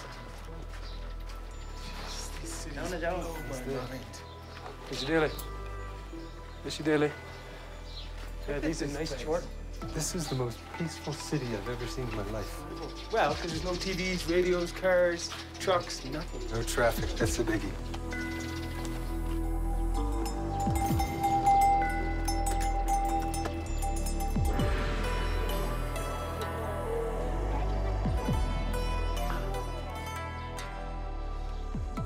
It's incredible to think that we had to fly to Kathmandu, then take a bus to Pokhara, then take a flight from Pokhara to Johnson, and then hike for 5 days, about 12 hours a day to get here.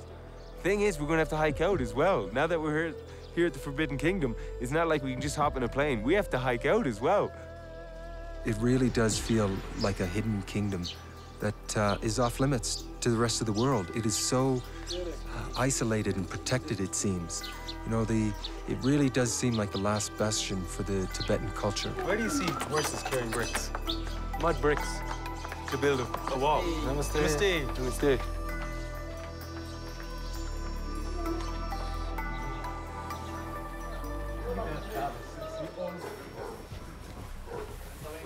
Well, we're gonna go meet the king, boys. Time to meet the king. Here we go. We brought the porters along to meet the king. He's 25th in a lineage of rulers dating back 700 years. The monarchy is only symbolic, though. Lo Montang has been part of Nepal for 200 years. He's obviously not a wealthy king, but he's still revered by the people of Mustang. Namaste, king. We met the king, and I think it was the culmination to a almost once-in-a-lifetime trip. I can't express the privilege and gratitude I have for being allowed to come in here to the Forbidden Kingdom.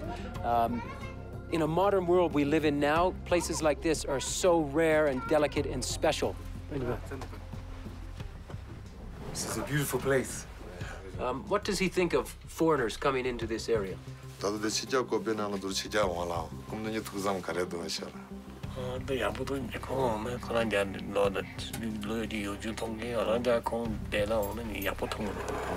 Forbidden Kingdom of Mustang opened up in 1991.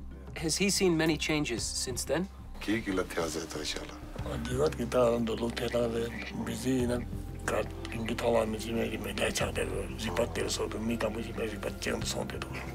I like it because I think he helped clear up a few questions for me. First of all, you can't stop change, and I think tourism is good. You know, as long as you're respectful. What does he think is the most important trait of a human being?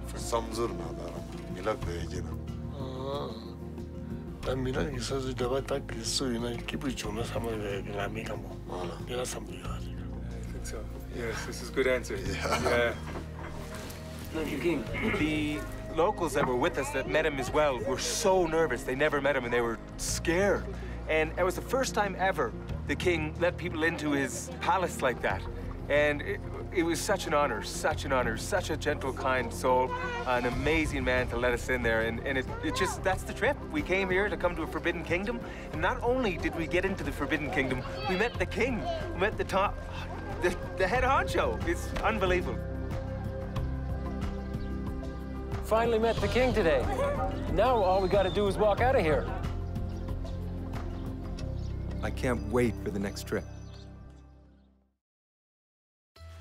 Hey, what a spot, man.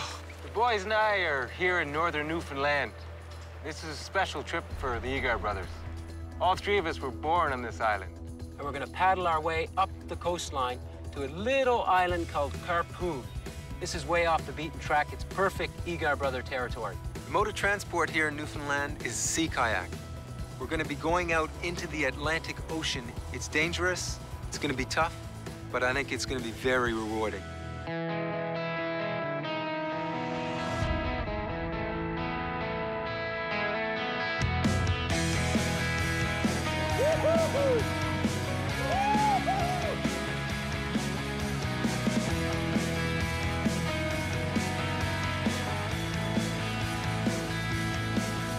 Vamos, vamos!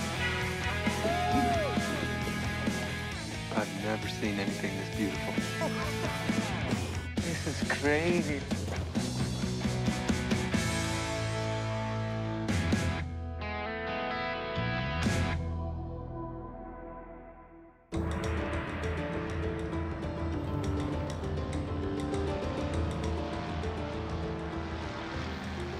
Our trip in Newfoundland started out in a boat plane from Deer Lake.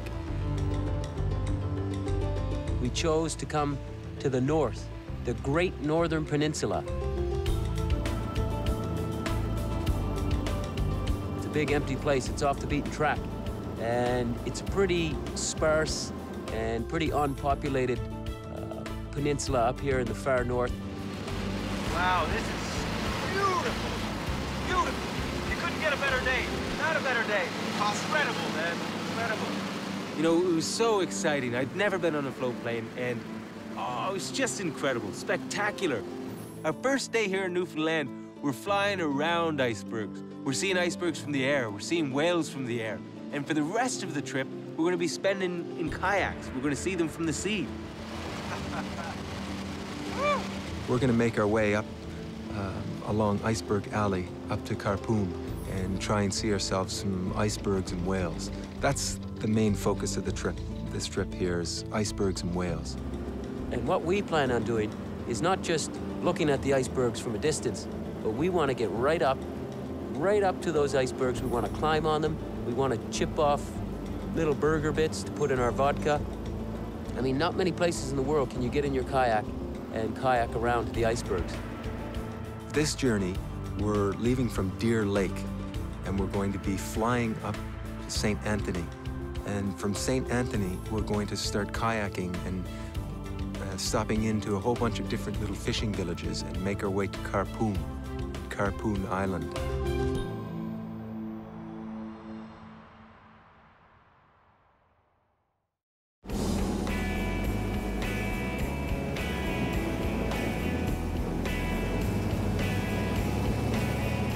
The plane dropped us off at the harbor in St. Anthony, where we were going to meet our friend Jerry and start our kayak trip.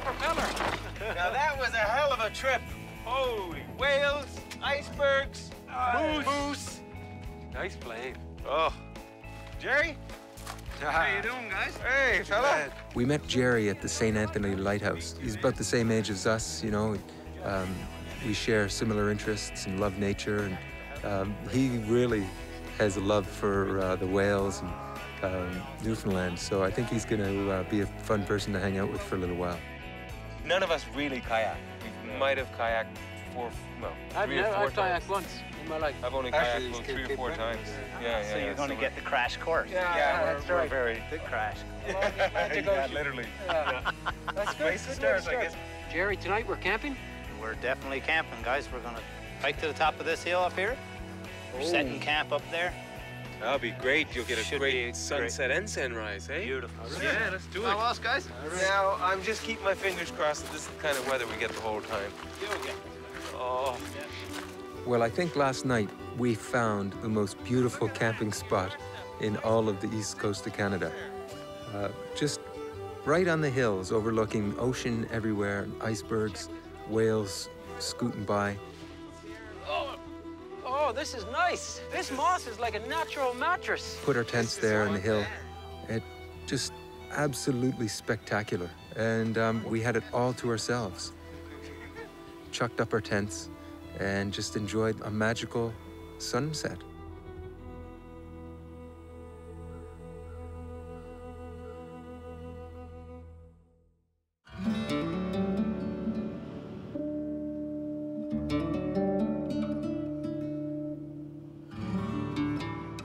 Now this is more like the Newfoundland weather I was expecting. It's 5:30 a.m., mid-July in the summer, and already it's cold. There's no rain yet. I'm just waiting for that. But not good kayaking weather. I don't see how we're gonna get our boats out in this today. Not nice at all, but we're gonna try. After a crash course with Jerry, we headed out into the ocean. Amazing, eh? Yeah, that's dangerous. It rolls in so quickly.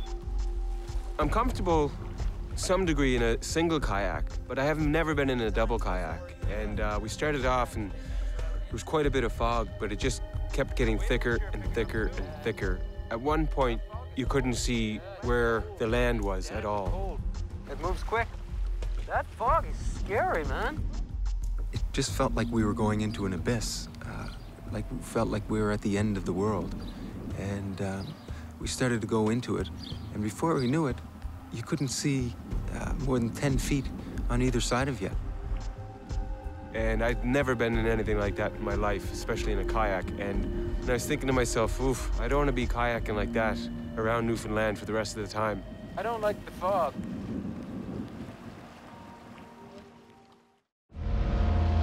We chose to come to the north, the Great Northern Peninsula. Wow, this is beautiful. It's a big empty place. It's off the beaten track. It moves quick. That fog is scary, man.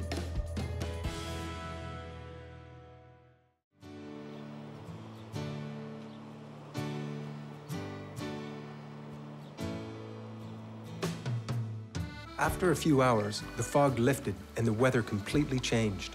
Oh, that fog this morning was brutal. Now it's calm as anything. The day didn't seem real today. It didn't seem like the same day. It seemed like a week. We started off in the fog, couldn't see anything. It was nerve-wracking. The swells were huge. And being our first day, I wasn't comfortable with the kayak. I've never been in a double kayak, and to be put into a place where you can't even see the land, all you can see is fog, it's nerve-wracking. I had no idea where I was going. And I was a little bit nervous on those swells. But then later on this afternoon, it just cleared up and it was beautiful. When they say you get 4 seasons in a day here in Newfoundland, it's true. That's chilly. Man, I tell you, I wouldn't want to spend too much of my time traveling in that fog like that. Scary stuff if you're not used to it, right? I was scared a couple of hours ago coming out of that bay in the fog. That is intimidating because you can't see where land is. Yeah, that was quite the trek there. Yeah. The water here is crystal clear. You can see right to the bottom. If I drop the penny in 20 feet of water, I could read the date on the penny. It is so cold and clear, this water. It's phenomenal. It's just beautiful to be kayaking in this cold North Atlantic. Yeah, the sun's coming out. Feels good. Oh. Been in the fog all the time. I'm glad to be here. That was a long, rough day. But beautiful. Scary. What a gorgeous little bay. Shortly after we arrived, we bumped into a girl, and she was carrying a crab down the street to her aunt's house. And it was still hot.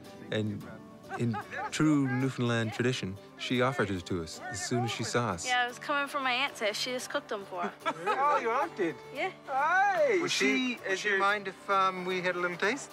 No, you guys can have the whole thing if you want. Yeah? Thank Take you. her. Let's eat it right now, right here. Oh, that's a beauty. Thank you. What's your name? Brittany. Brittany? Steve. That's Thanks, me. Brittany. Wow, this is our first Newfoundland snow crab. You know, it's not every day that you walk down the street of a town and some girl is carrying a hot crab and she offers it to you. And we dug into it and just started ripping off the big legs and eating them. And so delicious, just incredible. Brittany, that's beautiful. Oh my God, how good is that? You gotta thank your aunt for cooking up crab. They were just brought in today on a crab boat. They were? Yeah. This is today? Yeah. This is as fresh as you can get, eh? Brittany's family has lived here for generations. Her father works in a local fishery. It's a small town here, so everyone knows pretty much everyone else. And do you like that? Yeah, everyone gets along with everyone, so it's pretty good. That's nice. So it looks like. I don't eat the body, so I There we go. Look at that. Can you eat everything here? I think pretty much. Can you? What's that, though? It looks like eggs. A little bit of everything. No, that's a mishmash crab, man. Nice. That's a mystery crab. That is delicious crab. That is good. Beautiful. Wow. We went to the dock to see if we could get out on the water with some fishermen. Yeah, there's not much action on this wharf. No way. Still early in the season, I think. You guys out fishing today? No, we left to go out and go too hard, so we had to come back. It was blowing too hard. Yeah. Was it? So is there many cod left? Oh, geez, that's cod around. Is there? Are we out allowed to get in the No, boat and crab Jesus, fishing, or no. You gotta have a lawyer permit to get a go a day. How about if we go with you? Still not allowed to come. You gotta go to the government and get a permit. Oh, we can't go. We can't get on your boat and go with you. No. They regulate stuff pretty tight, don't they? Regulate the debt. Everything. So if you take us out in your boat, they take your boat. The government takes your boat. Well, we get a good fine. Oh, you get a fine. They won't take our boat. They want to do it. Yeah. Wow, she's hard to get fishing now. Oh, Jesus. Oh, my. Okay, all right. Since we weren't allowed to go out with him, we decided to at least help him clear the ice out of the hold. I hope this ice isn't heavy, is it? That's why you're full of ice and no crab. Well, how much you pay an hour, by the way? We never met like today. Dump her in the water? Why are we getting rid of all your ice? Because being in the boat probably for a couple of days will get too hard, right? We'll have to move around to cover the crab, be all in lumps.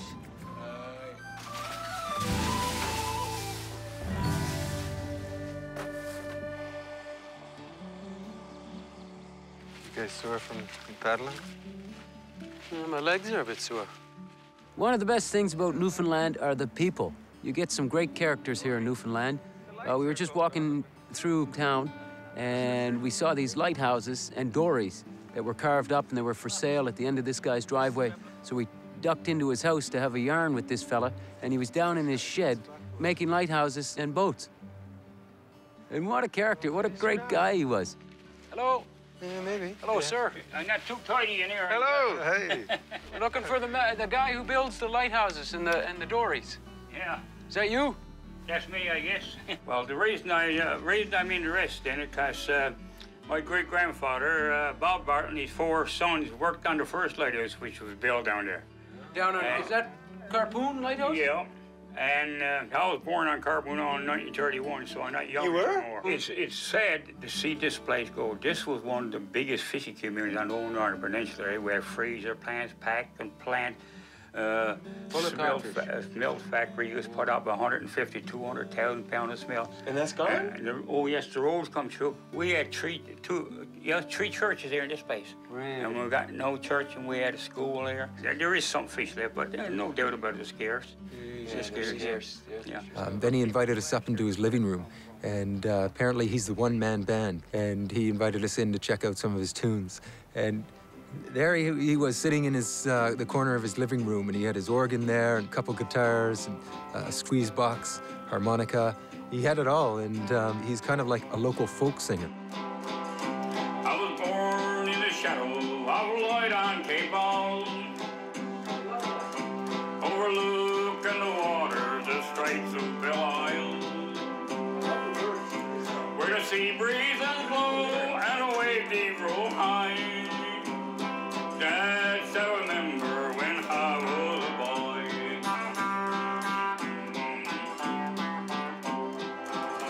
Now this little island is just 3 miles long. Stories been written in books and in song. But how are the fishermen? You'll see them no more.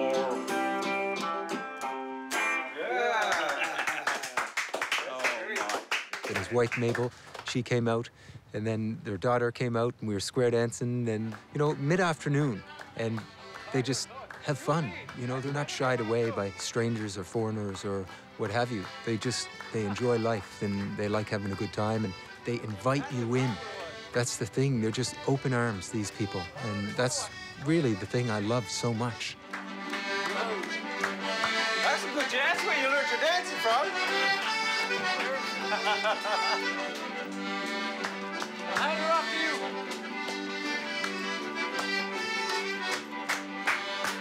Oh, now I got double.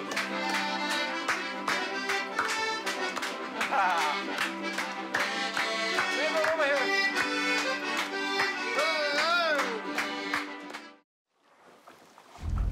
Aside from the beautiful scenery, the wonderful kayaking, I think the people are the biggest attraction. I was going to my house. You guys can have it though if you want. Oh, yeah?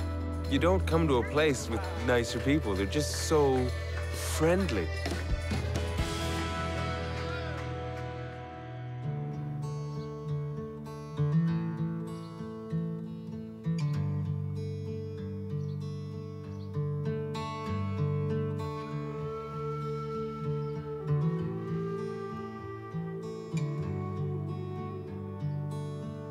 Got up this morning to a beautiful sunrise over the bay here, but I'm a little worried for today's paddle from cricket because the clouds seem to be rolling in, so I don't know if we're gonna get a lot of rain today or not.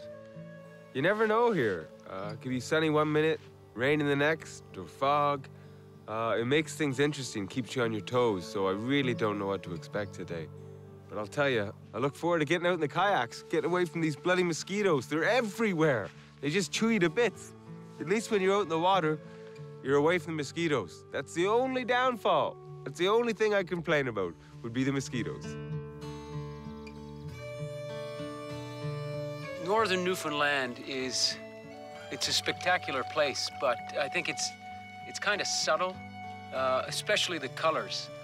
You've got a lot of black and a lot of green, but then you have a lot of subtle colors, little flowers. That kelp in the water is nice yellows and oranges.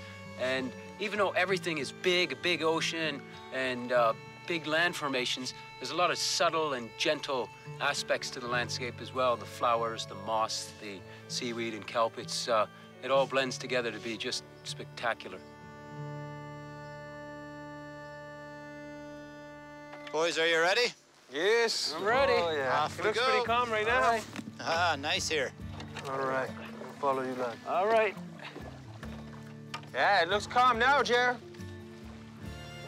Looks really good in here, guys. Once we get out the side, it's going to get a little rougher, but nothing that that's we're the not trick. going to be able to handle today. That's the thing, she can change at any time, eh? No, forecast calls for good weather today. Yeah? It's looking good. You call this good weather? This is great. Jer, we got some fog rolling in. That's only making the trip more exciting. As long as you know where you're going. As long as you can see us. Yeah, we'll stay close. Today we're just going to continue moving up the coast from Griquet, just try and meet some more locals and bump our heads into little fishing villages and keep our eye out for icebergs and whales. We'll see what we've got in store for us today. Like this water in this fog is paddleable. If the fog doesn't come in too thick, well, you just don't know what you're gonna get. Chris and Steve and I, we do a lot of crazy stuff and a lot of crazy adventures, and quite a few times we put ourselves into a bit of danger or dangerous spots. And this is sure one of them. When you're kayaking around in the cove, it's usually pretty calm and very sheltered from the outside, from what's happening just outside the cove, around the headland. You go around the headland and you get out into that North Atlantic, and everything changes. Yeah, this is dangerous. You think it's rough out there, Curly? Boy, right now, there's a couple fishermen in here, so we'll actually get a chance to talk and see exactly what's going on outside. Hello. Hello, boys. How you doing today? Good afternoon, Skipper. Good. How are you doing? Good so far. G'day. We're going out to the lighthouse out in Harpoon Island. Out to the inn. Today? Yeah, we want to. Well, I don't know if that'd be a good plan today. Really? Yeah, no, it looks great in here, but it's pretty rough when you get outside. Really? You go back there a little ways and look out, you'll see breakers coming in over the shoals and stuff. Are you serious? Yeah, no, it's always deceptive in here. If we get these kayaks in a boat, can we get someone to take us out? Oh, yeah, geez, I can take you out if you want. You can take us out? Yeah, that's not a problem at all. We're heading out that way anyway. Yeah? You don't reckon you could paddle out there, eh? Well, I'll tell you what, we'll go out around and then you guys can rethink it and vote on whether or not you want me to drop you off in it. Yeah, okay. The local we ran into thought it was too rough for us to continue, so he gave us a ride in his boat. It's not how I expected to get to Harpoon, but as long as we get there. 8 miles straight out there. It better be rough out there, because if it's not rough, we could have been kayaking. Holy. Well, I think maybe a real expert, experienced kayaker might have been able to, but I've only kayaked once in my life before this. No, I don't think a kayaker, even an expert, would go out in that. Not like, look at it. But you'd have to kayak out here. You'd have to go way out. Yeah, you'd have to go way out around it. She doesn't look like much from a fishing boat, but when you're on the water in a kayak, everything changes. The seas were so rough that we couldn't finish our journey to Harpoon Island by kayak. We had to get out and load them onto a fishing boat and kind of ferry ourselves around. Absolutely far too dangerous if we wanted to complete the journey by kayak. It's disappointing, because I wanted to make the kayaking the mode of transport. But Mother Nature dictates that, and when Mother Nature says you're not getting in the kayak, you don't get in the kayak. Oh, suicide mission, that. If the sea conditions stay like this, we may never be able to get out and kayak with whales and icebergs. Holy. Chris and Steve and I, we do a lot of crazy stuff. Is it rough out there? Oh, yeah. Really? Quite a few times, we put ourselves into a bit of danger or dangerous spots. And this is sure one of them. Suicide mission, that. That was a bit of a hairy ride, that one. Hey, mate. We've made it to Harpoon Lighthouse, about halfway through the trip. Quite the place here in Newfoundland. So rugged, so unpredictable. And this is a very special place. It's at the north edge of Newfoundland. Really, we're sitting on the edge of North America.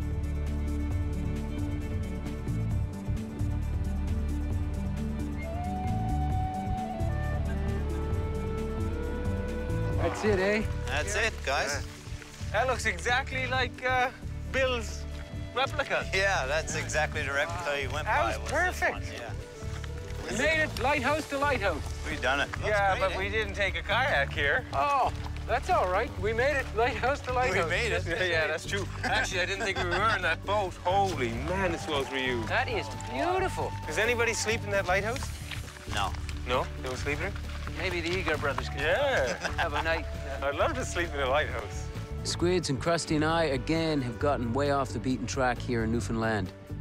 Newfoundland is kind of off the beaten track to begin with. We're about as far off the beaten track as you can get here. There's not many people around at all. Tourists do come here, but it's quite an effort to get here. So it's a great Eager Brothers destination, and it's such a beautiful place. It's gorgeous. This place is magical, man. Now that we've made it safely to our destination, we can focus on kayaking with the icebergs and whales. But we'll have to wait until the weather clears up. Until then, we'll take a look around and visit one of the island's few remaining residents. This would be some brutal here in the winter. It'd be lonely. You're the only person here. It's pretty isolated. Oh, pretty isolated. The only thing you'd see is ships passing by. Yeah, and whales and icebergs. Jerry introduces to a local, Earl Pilgrim. He's an author. He's written about 14 different books about Newfoundland. he's experienced a lot. He grew up on the island.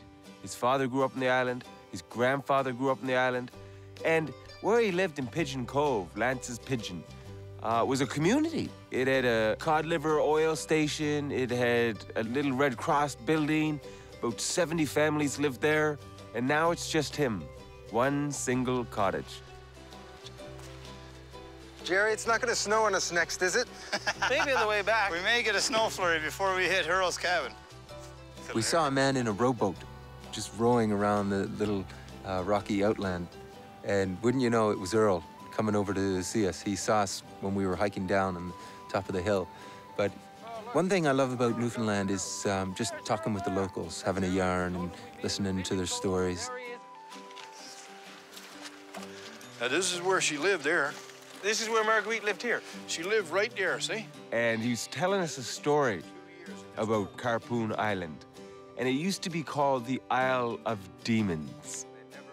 The French were coming over here, and this woman, who was supposed to be the 5th heir of the Queen, was banished and thrown off a boat to this island. And when they come in, those two women, they was dressed in rags, and they was up waving and jumping and... Wanting to get off the island. And they, yeah, that's right. They to come in and get them. Screaming. And screaming and roaring. Wow. And they thought they was demons. And everyone left, so they called it the Island of Demons. Fantastic. You see? So they'd see, fishermen and stuff would see these two ladies trying to get off the island dressed in rags and thought it was ghosts. They thought they was witches or demons, so they called it the Island of Demons. Right. And that's how the island got its name. So Carpoon is the name for demon. That's right, Carpoon.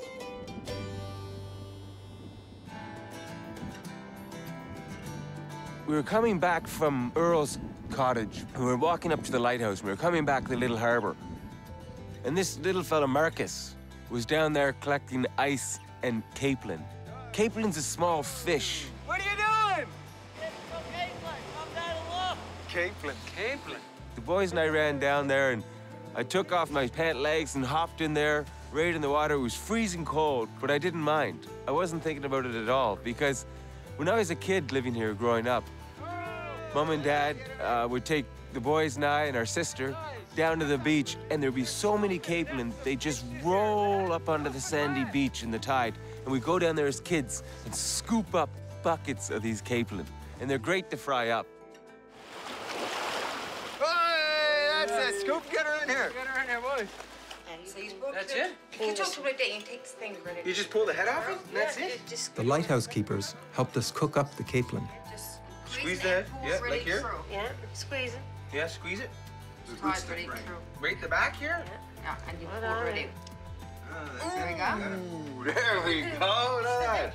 What do you got in there, pork scrapplings? Yeah, pork scrunchions. Scrouchings. Scrunchions. So that's just the fat of the pig? Yeah. You just cut it, take off the skin. Yeah. So you throw away the skin. Yeah, well, sometimes people cook Sometimes you cook the skin. Yeah. And you just dice it up in small cubes. Yeah. And instead of using oil, you use this. Yeah. Oh, all right. Nice, that's looking good. Holy moly. Nice, eh? These are delicious. They're good. I'm making... I can't believe how good these are. Fresh from the North Atlantic. There we go, look at that. Capelin burger. That's beautiful. Isn't that nice? Delicious. Wow. Thank you for cooking these for us. They're beautiful. Very welcome. Thanks for teaching us how to cook capelin. I know the secret though now. Pork.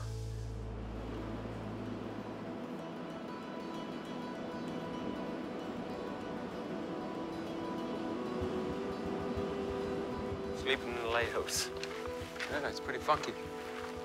Let's go up to the top and have a look at the light first, and then crawl in. When's the last time you slept in a lighthouse? Never. It'd be pretty cool. It's a good night for it though, she's foggy. Oh, yeah. We talked the owner here into letting us sleep in the lighthouse, and it was kind of a special thing. Wow. This is cool. It's rare that you get to climb an active lighthouse. We climbed up to the top. You know, I was surprised that the light wasn't actually blinding when we were so close, but it isn't. It's so neat to actually climb up a lighthouse. You No, it is barren inside. I thought there'd be more to it, but just a few columns of stairs take you right up to the top, and you have a fantastic view. There's been a lighthouse on this spot for 125 years.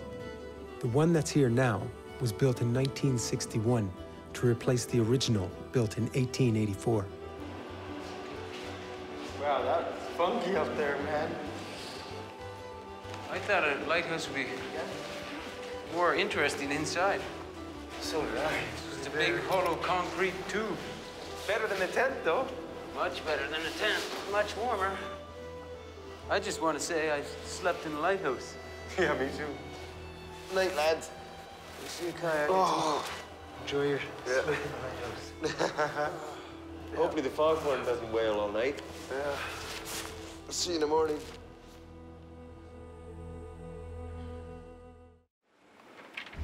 Squids and Krusty and I, again, have gotten way off the beaten track here in Newfoundland. Made it lighthouse to lighthouse. You've done it. It's a great Eagle Brothers destination and such a beautiful place. Nice. That's unbelievable.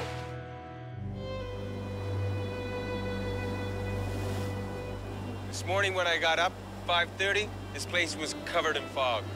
Then at about 9 o'clock, we decided we'd roll because there was no fog.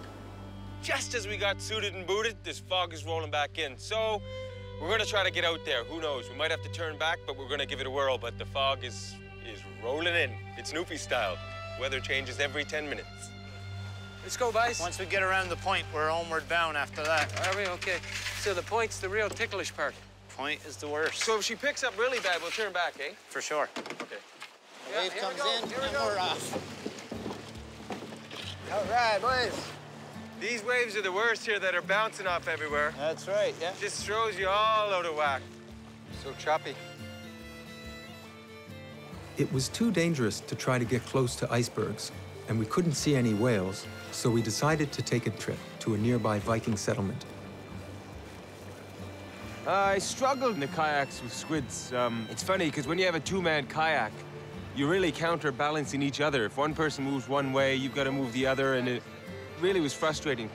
Chris was seeming to lean all the time, or maybe it was just the boat, but I was getting pretty peeved off with it all, because it just felt so unstable all day. And so I asked Jerry if maybe we could try a different kind of kayak, maybe a singles kayak. So he said at some point along this trip, he's going to get us out in single kayaks. He said he's got to wait for a better day where it's not as wavy, because apparently a two-man kayak is a lot safer than a single kayak. So hopefully the weather picks up and we get a good day that we can go out in single kayaks, because I'd like to try that as well. Arms getting tired? Yes. Very tired. Arms tired and ass sore. Yeah, my back's killing me. In this wetsuit, I'm itchy now. And it was a bit of a paddle. I mean, you had to paddle kind of across the ocean. So it's the first time that we've really haven't been close to the shore and been going out into the deep ocean. And it was a little bit nerve-wracking. The waves just seemed to bounce you around like a cork, and your kayak was bouncing around everywhere. So it was a really difficult paddle. Wow, that's a big swell. This is one neat spot. I'm looking forward to seeing what it's all about. Sod huts, Viking settlement. Never been to a Viking settlement before. Imagine, 1,000 years ago, the Vikings rolled in here.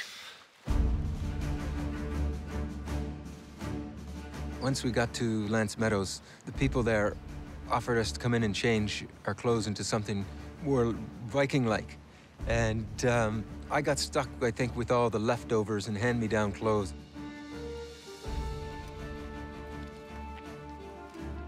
This is the way you're gonna walk around this place. Now I feel like a real Viking.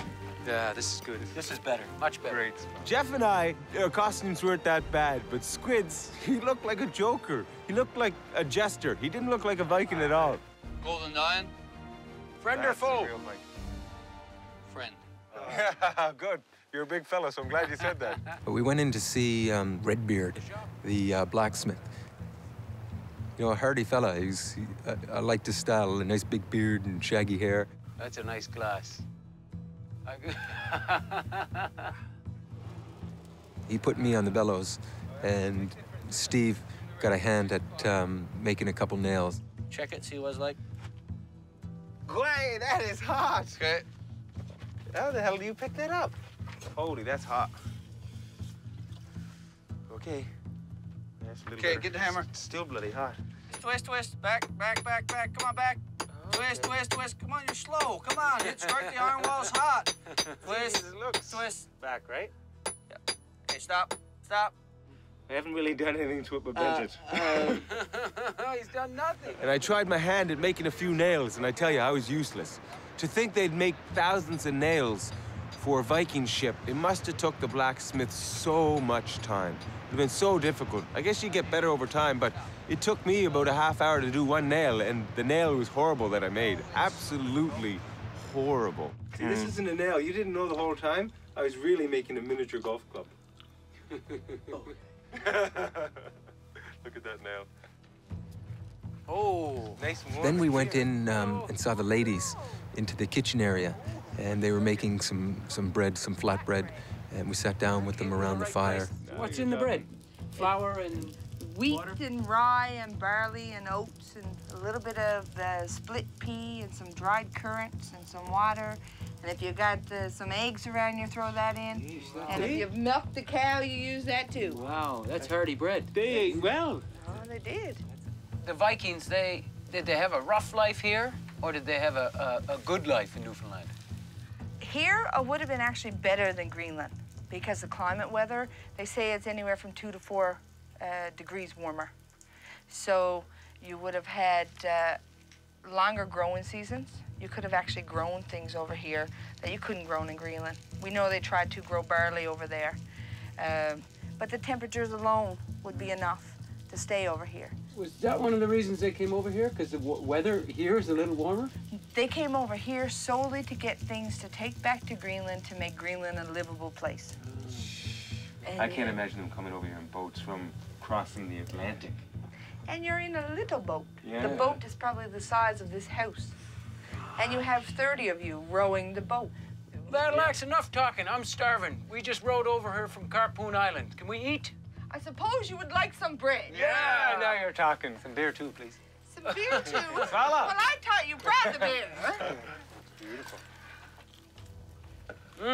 You make nice bread, Bella. Oh, that's delicious. Let's stick to your ribs. You're good till tomorrow, and I'll tell you get fed again. But I think the funniest thing of the day was when the girl, Battle Axe, she calls herself, just picked up Chris and said, "All right, we're done." All right, then, I guess we're leaving. Okay, we're leaving. I guess that's our cue, we gotta leave. Be gentle with him, Battle Axe. He's only a young Viking. Be careful with him, Battle Axe. I need a kayak with him. It's his first day as a Viking, don't break him.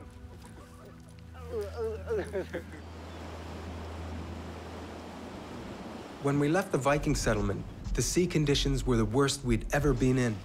Lovely. It's an early day, I'll tell you that. Chris and I were out there, and we were coming around the point, and we just felt like a bobber, just bouncing up and down in the waves, and there's no rhythm to it. It's just all over the place. And I think Chris shifted to one side, and I could feel the whole kayak jerk, and I thought for sure we were going over. I don't know how he kept it upright, but I tell you, if we had have turned over out there, it would have been a long swim inshore. So thank God we didn't tip her, but it was close, damn close. After our close call, we decided to stop and camp along the shore. Hope there's a good camping spot up here. Oh, there will be. This place looks magnificent. Look how soft that ground is, eh? Man, this is beautiful around here. We're lucky for the moss. Yeah. I'd hate to be trying to carry this the whole way. Oh, you couldn't. The kayaks were heavy, but you just dragged them over the moss, and we found a beautiful place to camp. The moss was just like Mother Nature's mattress. It was so comfortable. Yeah, I reckon this is our best spot yet. It's like sleeping on Mother Nature's bosom. Let's go get some mussels. Yeah, let's go. Woo! Mussels? Have some mussels. Mussels for dinner. Jerry and I decided we'd pick a few mussels, so we hopped in the water, and it was cold, but it was well worth it. Our hands and feet were frozen, but Chris and Jeff started a big fire, and we had a beautiful big boil up, and we used the Newfie frying pan just to slate a rock and cook the Newfie steak, the bologna, right on that. That was beautiful. We warmed up right away, and Ah, it's a great way to spend a day. Beautiful. Nice, look at that. Oh, yeah. Oh, nice. And that's the thing here. If the weather does get bad and you can't go out in the ocean kayaking, you can find little areas. If you don't mind doing a little work and lumping your kayak over land, then you can still have a great day. I mean, it was a blast. Bologna never tasted so good. It's so good. We only had one day left, and we were worried that we would never get to kayak up close to icebergs and whales. Hopefully tomorrow, forecast looks really sweet for tomorrow. We got some warm weather coming, and we got southwest wind and plus 18. Oh, Jerry, I don't believe it. All right, boys, if he's right, we get out with the whales tomorrow, kayaking with the whales. Fingers crossed, fingers crossed. Fingers crossed. This is the way you gotta walk around this place. I feel like a real Viking now. Yeah, this is better, much better. Yeah, here we go, here we go. We only had one day left, and we were worried that we would never get to kayak up close to icebergs and whales. Lovely. She's an early day, I'll tell you that.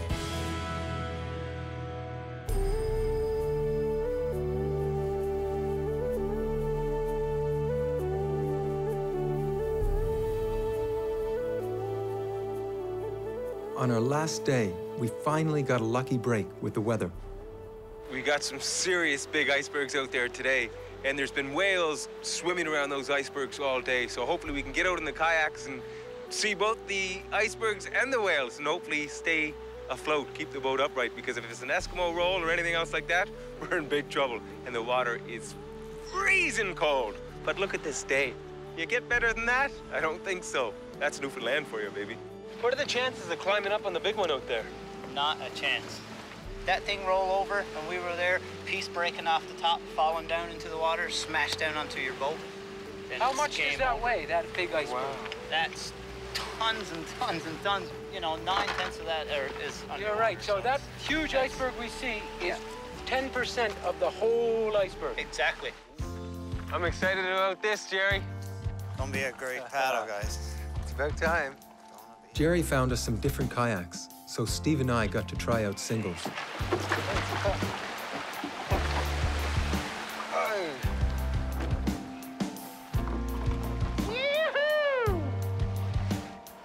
Look at how beautiful.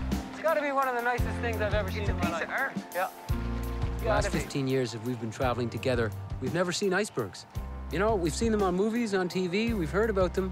You know, the Titanic sank just off the coast here of Newfoundland when it hit an iceberg. So this is the place. This is the place to come see them. 10,000-year-old icebergs that take 2 years to travel from the Greenland ice shelf down here to Iceberg Alley. That's a phenomenal thing. Let's go look for some whales, boys. All right. Well, that won't be too hard. We should have brought some whale biscuits. Whale biscuits. I ate them all. I brought a few, but... Oh, look at him. Look at him. Look at him. Look at that right there. It's just his fingers waving. He's hanging on his back. Oh, look at him. He's still hanging out. It smells like fish. There's so many whales here at the moment because all of these capelin are coming to shore to spawn. So you have millions and millions of capelin in the area, and that just brings the whales straight in. So the whales are following their food. Oh. Wow. Oh.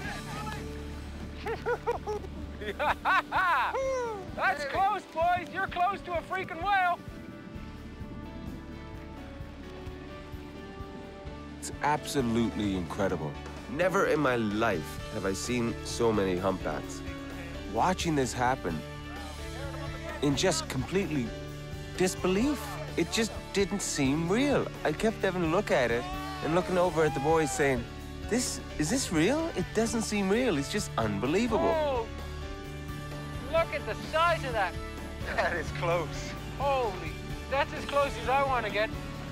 I like kayaking. I didn't dig kayaking very much, but I like it now. Now that was a hell of a paddle.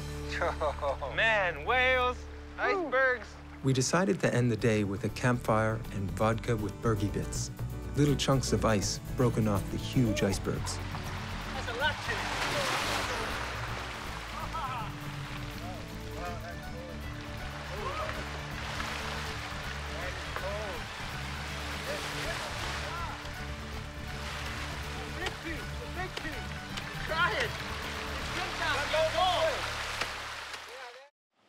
for some whales, boys. I won't soon forget this with all the whales, all the icebergs. It's got to be one of the nicest things I've ever seen in my life. It's a piece of art. Yeah. Oh! It's great. Absolutely fantastic. That is close. That's as close as I want to get.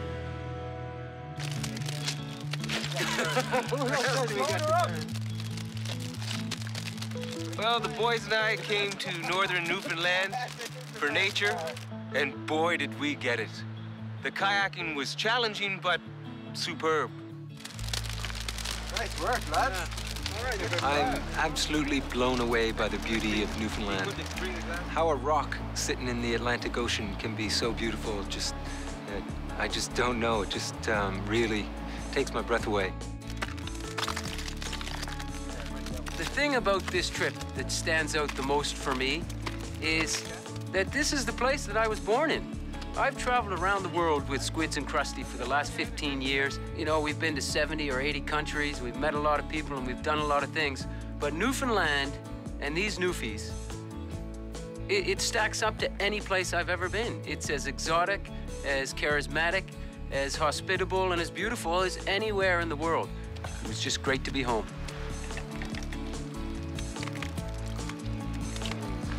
Icebergs, whales, Newfoundland, lads. I can't wait for the next trip.